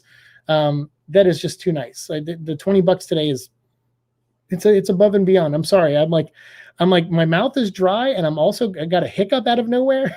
But it does. Thank you so much, Tune. And thank you, Sean. And thank you, Z Review. Thank you very much. Venom Gaming. Hey, Seek, good to see you again. I'm hoping that we have more battles in the city. I feel like that would raise stakes much as they're innocent people. Yeah, that's why I keep hoping the Carnival of the Damned is a real thing in a setting in the movie, because there would be a lot of people there for sure. Grendel, true, although it would have taken me time to get used to that, I wouldn't want to see Spidey showing his shark teeth. There you go. Yeah, Yellow Flash the mix. He's not all rage baiting, but he does do it sometimes. I mean, more power to him, whatever. I mean, like I say, I know I throw that out there, like, oh, those rage baiters and stuff, but I only know that because I watch a few of their videos, and I'll disagree, and I'll just go, you know what? I disagree, but I don't want to support this video. Sometimes I disagree and go, you know what? I do want to support this video because I feel like they're making a point here, or they're at least, I see where they're trying to get to for a point. And so I will be like, all right, I don't like this, but I'll downvote it, or I might even still upvote it, even if I don't agree. I've done that before too. So someone was like, I saw your liked videos. You like this one video. And I'm like, yeah, I didn't agree with it, but I liked it. Like, I thought the person put in a good attempt to try to convince someone like me to have a different opinion. So I appreciated the attempt. Good on them. Tune says, it's not so much, but I feel generous every now and then, being emotionally at the right time, at the right place, so to speak. Plus, I love rooting for authentic characters and stories. Well, you're awesome. And it means a lot, man. And it is. I disagree. I think $5, there have been times $5 has made or broke me. So $5 is a lot of money to me. I know everyone, I don't assume everybody has money. And so when a donation comes in, when people tell me, like, this is what I can donate, I'm like, I believe you. Like, and you don't have to. So I don't underestimate yourself. I know we all see the 50, so it looks like $50 to us, but the fact that you gave what you gave is awesome. So you did awesome, man. Yeah, I'm very grateful. I'd love to see your critical criticism series on hate bait channels, but it's your choice. See, I don't know. I don't know if I could do that, because then it invites that. So like, the thing is, if you talking about it on a live stream, sometimes I'm sure people clip my stuff sometimes and send it to people, and I don't really care about that, but because not a lot of times people react big to those clips. But if I did a whole show where I'm criticizing someone I disagree with on that level, even if I put it nicely or try to make sense or try to talk rationally, I still feel like they have an image to uphold. So then they would just make a video on me in return, and they have an audience that's raged up and looking for more things to hate. So then they would just come over here and just rage on us when we're just here to have a good time and talk about Venom. So to me, I'm like, that's not worth the result. I always think about not just the action or the agenda, but also the result of the agenda or action. So for me, I couldn't do it. His title and thumbnails or something. What's your opinion on the part where he rips or shreds comic issues he doesn't like? I think that's hilarious, especially the reactions. I don't know. Wait, rips, like physically rips them in half? I mean, I don't know. He paid for it. I mean, it's his if if I'd be a hypocrite to say I'd be mad at him for that, because I like Red Letter Media, and when they do best of the worst, they usually destroy one of the movies at the end of it. So, I mean, I don't know. They vote. They're like, here's 3 movies we watched. They're all bad, but this one was the worst one. So we're going to like put it in a trash compactor, or we're going to put it in a shredder. We're going to light it on fire. Or we're going to shoot it with a gun or something. I'm like, or throw it in the ocean. I think one time they threw it in the ocean. So to me, I'm like, or Lake Michigan or something. So to me, I'm like, I don't know. Who cares? If they bought it, they do whatever they want with it. It's their property now. I like the idea of Azrael, but in the weird interpretation of Christianity stops me from really enjoying it. Yeah, I like Azrael. They take some of his stuff a little too far, but I like the character. He's neat. I think he's copying Linkara. Oh, I think I know that YouTuber too. Talks really fast from atop the fourth wall. From atop the fourth wall. Is that another YouTube channel? I think the name sounds familiar. That's odd, because this one of the things that make me feel like Azrael a lot. LOL. It creates an interesting contrast between him and Batman, exploring the theme of obsession and fanaticism. That's true, and that's the thing. Sometimes it's like, yeah, you want to explore certain things with characters. You might not be able to do it with Batman, so it's good to have another person in the role of Batman. Just like Venom earlier, someone was like, who do you think should be Venom? Yeah, I like it when it's Eddie, but if it goes to other people, that allows you to explore things that you couldn't maybe with Eddie, because it would be too out of character. And so you need that sometimes. The best cynical criticism channel, in my opinion, is Just Some Guy. I find his speeches on point, funny, and overall great, though I understand why others who disagree with him. I think I know the name. I'm sure I've seen a video or two of his. Is he like a cartoon character? Like, does he just have like an anime drawing as his character? Here's my thing. I understand why they don't do it, but I feel like a lot of those rage baiter YouTubers, they hide their face. They don't show their face on screen. The reason for is because they know they talk about things that push people's buttons, and they know that the ramifications of that could be like a doxing or something like really intense like that, which I hate. I don't care how much you disagree with someone. Doxing or swatting someone or sending police to their house, like that's scary shit. I mean, like cops, they have a tough job, and they have to go on what people say, and they come in sometimes with their guns out. There's very few things scarier than a gun aimed at you. So to me, people take it so far, and it's scary. It's one of the reasons why I hate sometimes growing as a YouTube. Like sometimes when we, like right now, we plateaued. We were on our way to 3,000, and we kind of been stuck around the 2,750 area. I'm okay with that, because I feel like the more we go up, then someone does. Like people watch your show and they feel a little too intimate with you, or they feel like too much of a connection, or they start hating you, and they start making up stories about you in their head and share it with other YouTubers, and they start Googling you and see what other people said about you. And if someone said something negative about you, they just believe it because they feel negative about you. And the internet is freaking scary sometimes. So like, I understand why those guys don't show their faces, but I also to play devil's advocate, I also think it's a real pussy move to be so confident about being against the stuff they're against and not show their face while doing it. Like, I think, yes, it's kind of a smart move in some regards, as far as like, thinking about your safety and stuff, but no matter what, people hate you enough, they're going to find out who you are. So it's inevitable. So to me, I'm like, be a man and show your face and talk to people. So I'm of two minds of it. I understand it, and I also am like, it's kind of a bitch thing. So not calling them directly saying that they're bitches, but like I said, I understand why they do it. People are crazy. But that's also why I don't get into those topics on this channel. Because if someone gets mad at me because I think Venom should be PG-13 movie, or I don't think it's going to be rated R, then I can laugh at them and go, you're being stupid. This is a movie. We're talking about the rating of a movie. We're not talking about like a social issue about in the world that is worth getting this mad over. So yeah, so I don't know. I don't remember. I think he might just be like he might just draw though. I think, or as a cartoon face or something. So I think I know who Just Some Guy is.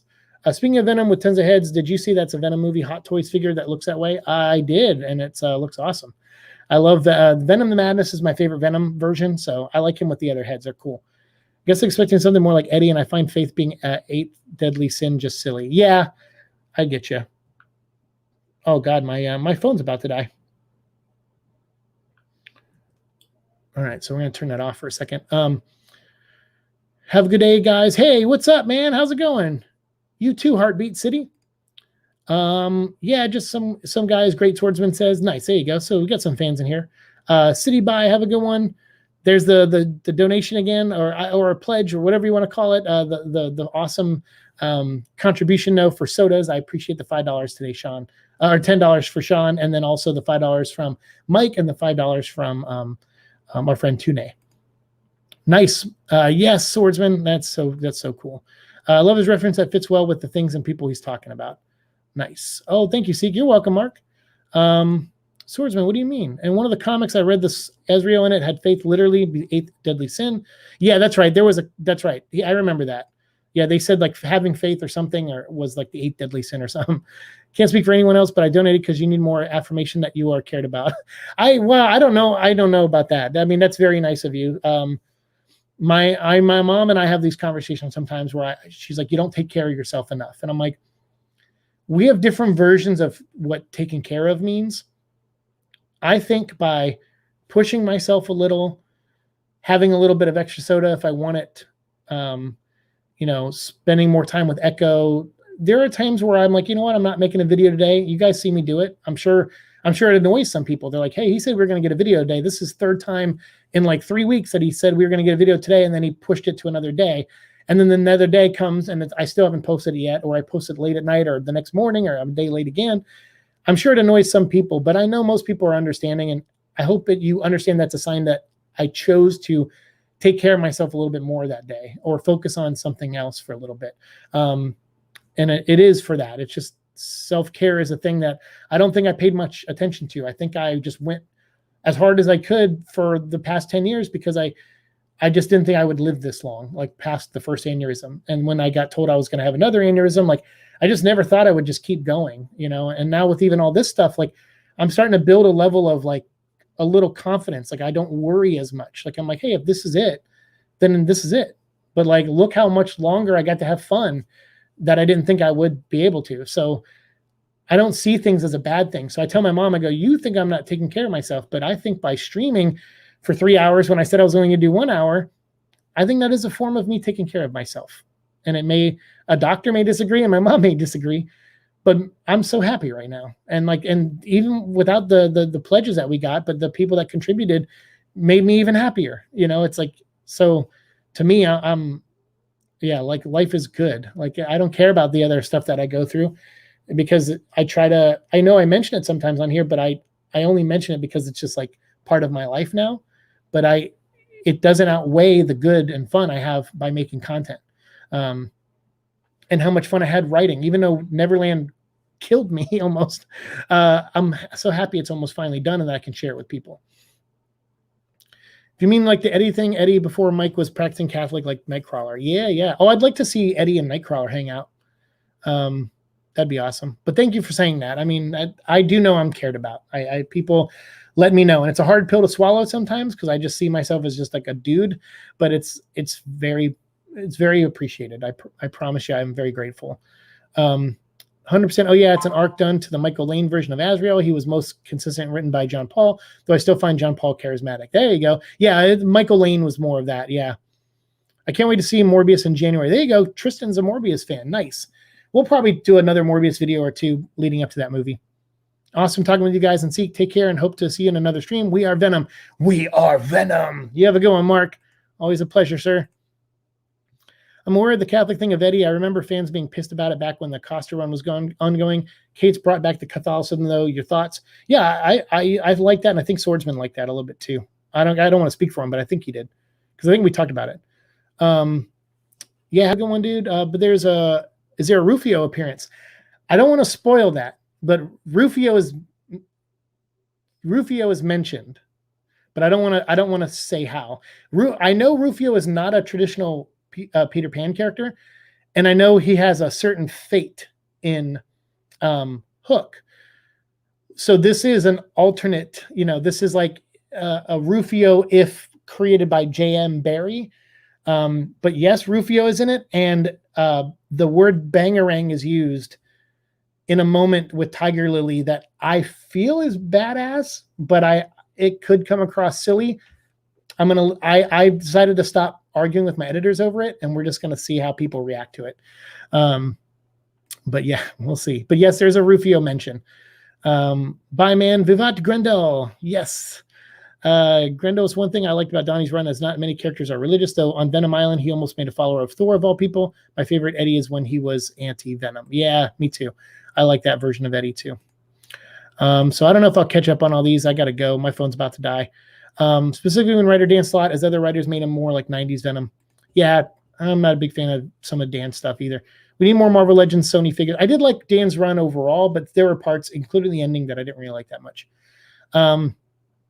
Yeah, we need more Marvel Legends Sony figures, that's for sure. Because I want to see Riot, movie version of Riot, and movie version of She-Venom. That would be awesome. I recall this moment from the run. I don't think I have a favorite Eddie. I like most of the portrayals as anti-hero and tend to dislike him as a villain. Yeah, me too. I remember the Slott run differently. I remember Slott portraying him as a bit 90s too. A little bit. Yeah, I prefer anti-hero Eddie over villain Eddie as well, though I do respect 80s Venom for being OG. It's a shame cartoons never kept up with the comics. That's also true. True, but honestly, I find Venom's portrayals of villain in comics better than what they have done in comics. It's a bit long to explain, but overall, I find the original Venom a bit shallow. He's a little two-dimensional in the beginning. That's true. He's just like destroy, but he develops pretty well over time. I agree. What I mean is he stopped killing criminals and constantly forgiving. Eddie, personality-wise, yeah, Eddie is still mostly the same. That is true. Sorry, Peter, not Eddie. There you go. My design of Venom, I was almost confused and I read that. I was like, okay. My design of Venom is Max Scorpion. Oh, okay. Nice one. Hey, you're still live? I just got out of work. Hey, what's up? Yeah, I'm still live for like until I catch up on these. I'm trying to speed through them. 100. Oh, yeah, I think I got it. Or sorry, he's talking to Swordsman. Venom has to be rated R in order to be accurate is one of the statements that pisses me off. Yeah, I mean, I used to get really, we had a group of kids that would come in here and say that. And then it turns out those kids were like bullying like other people that were in our comments and stuff. And I got tired of it. And basically, if you're under 13, you shouldn't be here. And honestly, if you're between 13 and 18, you should just be here to have a good time and talk about Venom and your favorite version. And you're allowed to have the opinion that you want the movie to be rated R. But when someone says it has to be rated R to be accurate, I agree with Grendel. It does not. I mean, that trailer was not a red band trailer, and it looked gruesome and it looked intense. And he shoved Carnage had a tongue and he shoved it down some dude's mouth to kill him. So yeah, I think we're going to be okay with this movie being PG-13. Same here, but also with Carnage. Yeah, for sure. Imagine a Spider-Man movie with Morbius and Blade. I do imagine that movie often, and I hope Daredevil's in it too.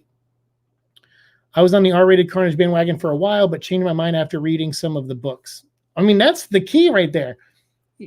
Most of the gruesomeness is not in the books. By the way, we'll talk about it. I think I already recorded it. Carnage Volume 3 by Jerry Conway. They do this really neat scene where Carnage sees through the eyes of this young girl and her life, and the young girl sees through the eyes of Cletus Cassidy and his upbringing.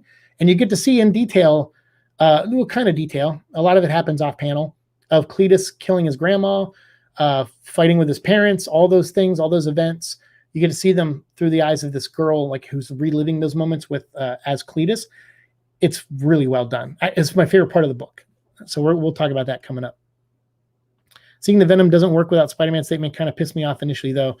2, nowadays I can understand where it's coming from, even if disagreeing. Yeah, I mean, I remember when we were going into Venom 1, we had Marvel fans going, it's never going to happen. Sony, this is going to bomb, and then Sony's going to sell Venom to Marvel, and then Marvel will do a true Venom story, blah, blah, blah, blah, blah, blah, blah. Like Marvel does everything that's perfect, and they do not at all. They do a lot of good, but they don't do good at other times too, in my opinion. So their track record is not flawless in my eyes. But I've been liking some of, like, I liked Loki a lot, and I cannot wait for What If. I'm very excited. Winter Soldier and Wanda I was kind of meh on. But I'm excited for what's coming up with What If. But yeah, so we had all that dealing with the first Venom movie and people saying it should be rated R. It wasn't rated R. It didn't have Spider-Man in it. It still made over $800 million.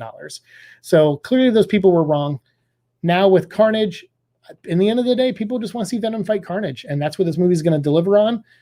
And as long as it gives us 2 or 3 battles in the movie with those 2 characters, which I think we will. Did you see in the trailer? I put the screen grab of it.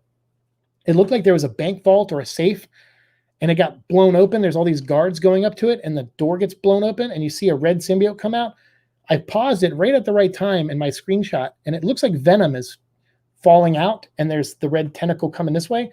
So there might even be like a bank or a safe or some underground area or some vaulted area. Maybe it's in the prison, I don't know, where Venom fights Carnage. So we might get a few fights between those 2 characters. Unless that wasn't Venom. I just thought of that. Think we'll be seeing Carnage wearing bodies like in Family Feud? I don't think that. Probably not. But if he hung up some dead bodies as decorations at the carnivore or something, that'd be pretty cool. I think it's because, unfortunately, for other media, kind of hides the fact that Eddie is in his own character. That's true too. Without the symbiote, of course. Oh, I got you. No, I don't think we'll see that. Probably not. What's up, Hotspot?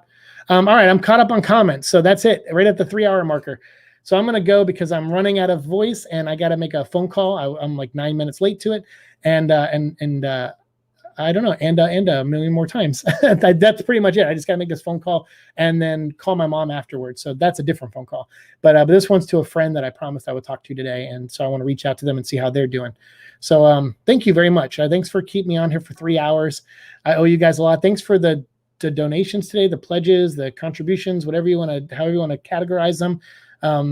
They're amazing. Like that's awesome. We got $5 from Tune, $5 from Mike Z, and $10 from Sean. It means the world that that you did that. It's really cool. And again, I'm not out looking for that kind of stuff, but it does mean a lot to me. And I'm glad you enjoyed the show enough and appreciate talking to me that much to where you would contribute. It means a lot, but it's not necessary, but it means a lot. And all of the rest of you who were in here talking and keep me going all this time, like when I wanted to stop like an hour and a half ago, I was like, I'm tired, I'm fading. You guys give me energy. And like I said, how can that be bad for my health? Even if I make this call and then take a 2-hour nap afterwards, doesn't matter. It's my day off, and I should enjoy my day off and do more stuff like this. So I will try in the future. We'll have some more Parasite podcasts soon for you guys. And obviously we're less than 2 months from the movie coming out. Hopefully the movie still comes out September 24th. And if so, we're going to cover a lot of stuff between now and then as well. So yeah, and Tristan says, I dream of a movie I want to direct is rated R Venom film with Topher Grace as Eddie Brock and Michael Rooker as Cletus. Interesting casting. It's pretty neat. I'd watch it because it's Venom, but absolutely true. Having people recognizing Eddie as his own man is a childhood dream of mine. I recall arguing with other kids about whether or not Venom is a hero. I think Eddie and Venom, we talk about this all the time. I think he's just like the rest of us. I don't think people inherently, there are people out there that are evil, and there are people out there that try really hard to be good. I don't know if they're really good. It's hard to say. You never really know people. You just know what they project and what they show. But I think there are people out there that really try to do good all the time. And then there are people out there that are just evil and broken in some way that's, you can't repair it, But I think most people are like Eddie Brock. We just try to do our best. We have our bad days or months or years even where we lash out. We do stupid things. We're self-destructive. We're evil and to an extent, or viewed as evil. We push too far. We make mistakes, and the thing is, if you have to learn from them, if you still do the things you did years ago that were bad, you still do them now, you're not learning from your mistakes. I feel like Eddie does grow and he does try. And I think the reason people like him, I feel, besides him just looking cool, is that on a personal level, they see that he is a guy who tries and they connect with that. They're like, hey, he's not doing a good job, but he is trying. That's what I do. I try every day. He's a 9-to-5er, he's just like a blue collar dude, works out in his spare time. He's just kind of like an everyday guy and has everyday problems. And I like that about Eddie. And that's why he'll forever be. I love him a lot more now. Like when I started the show, I just kind of knew a little bit about him. But as you saw, now I feel like a lot about Eddie Brock now that we're 650 something episodes in. It's just, I love this character now. So, and I can see why all of you do too. So nice. Venom is his favorite. Nice. And agreed. Long live Venom. That's right. Long live Venom. So thank you guys so much for being here, guys and girls. We're at the 3-hour marker. I'm going to go. I appreciate this. This was such a blast.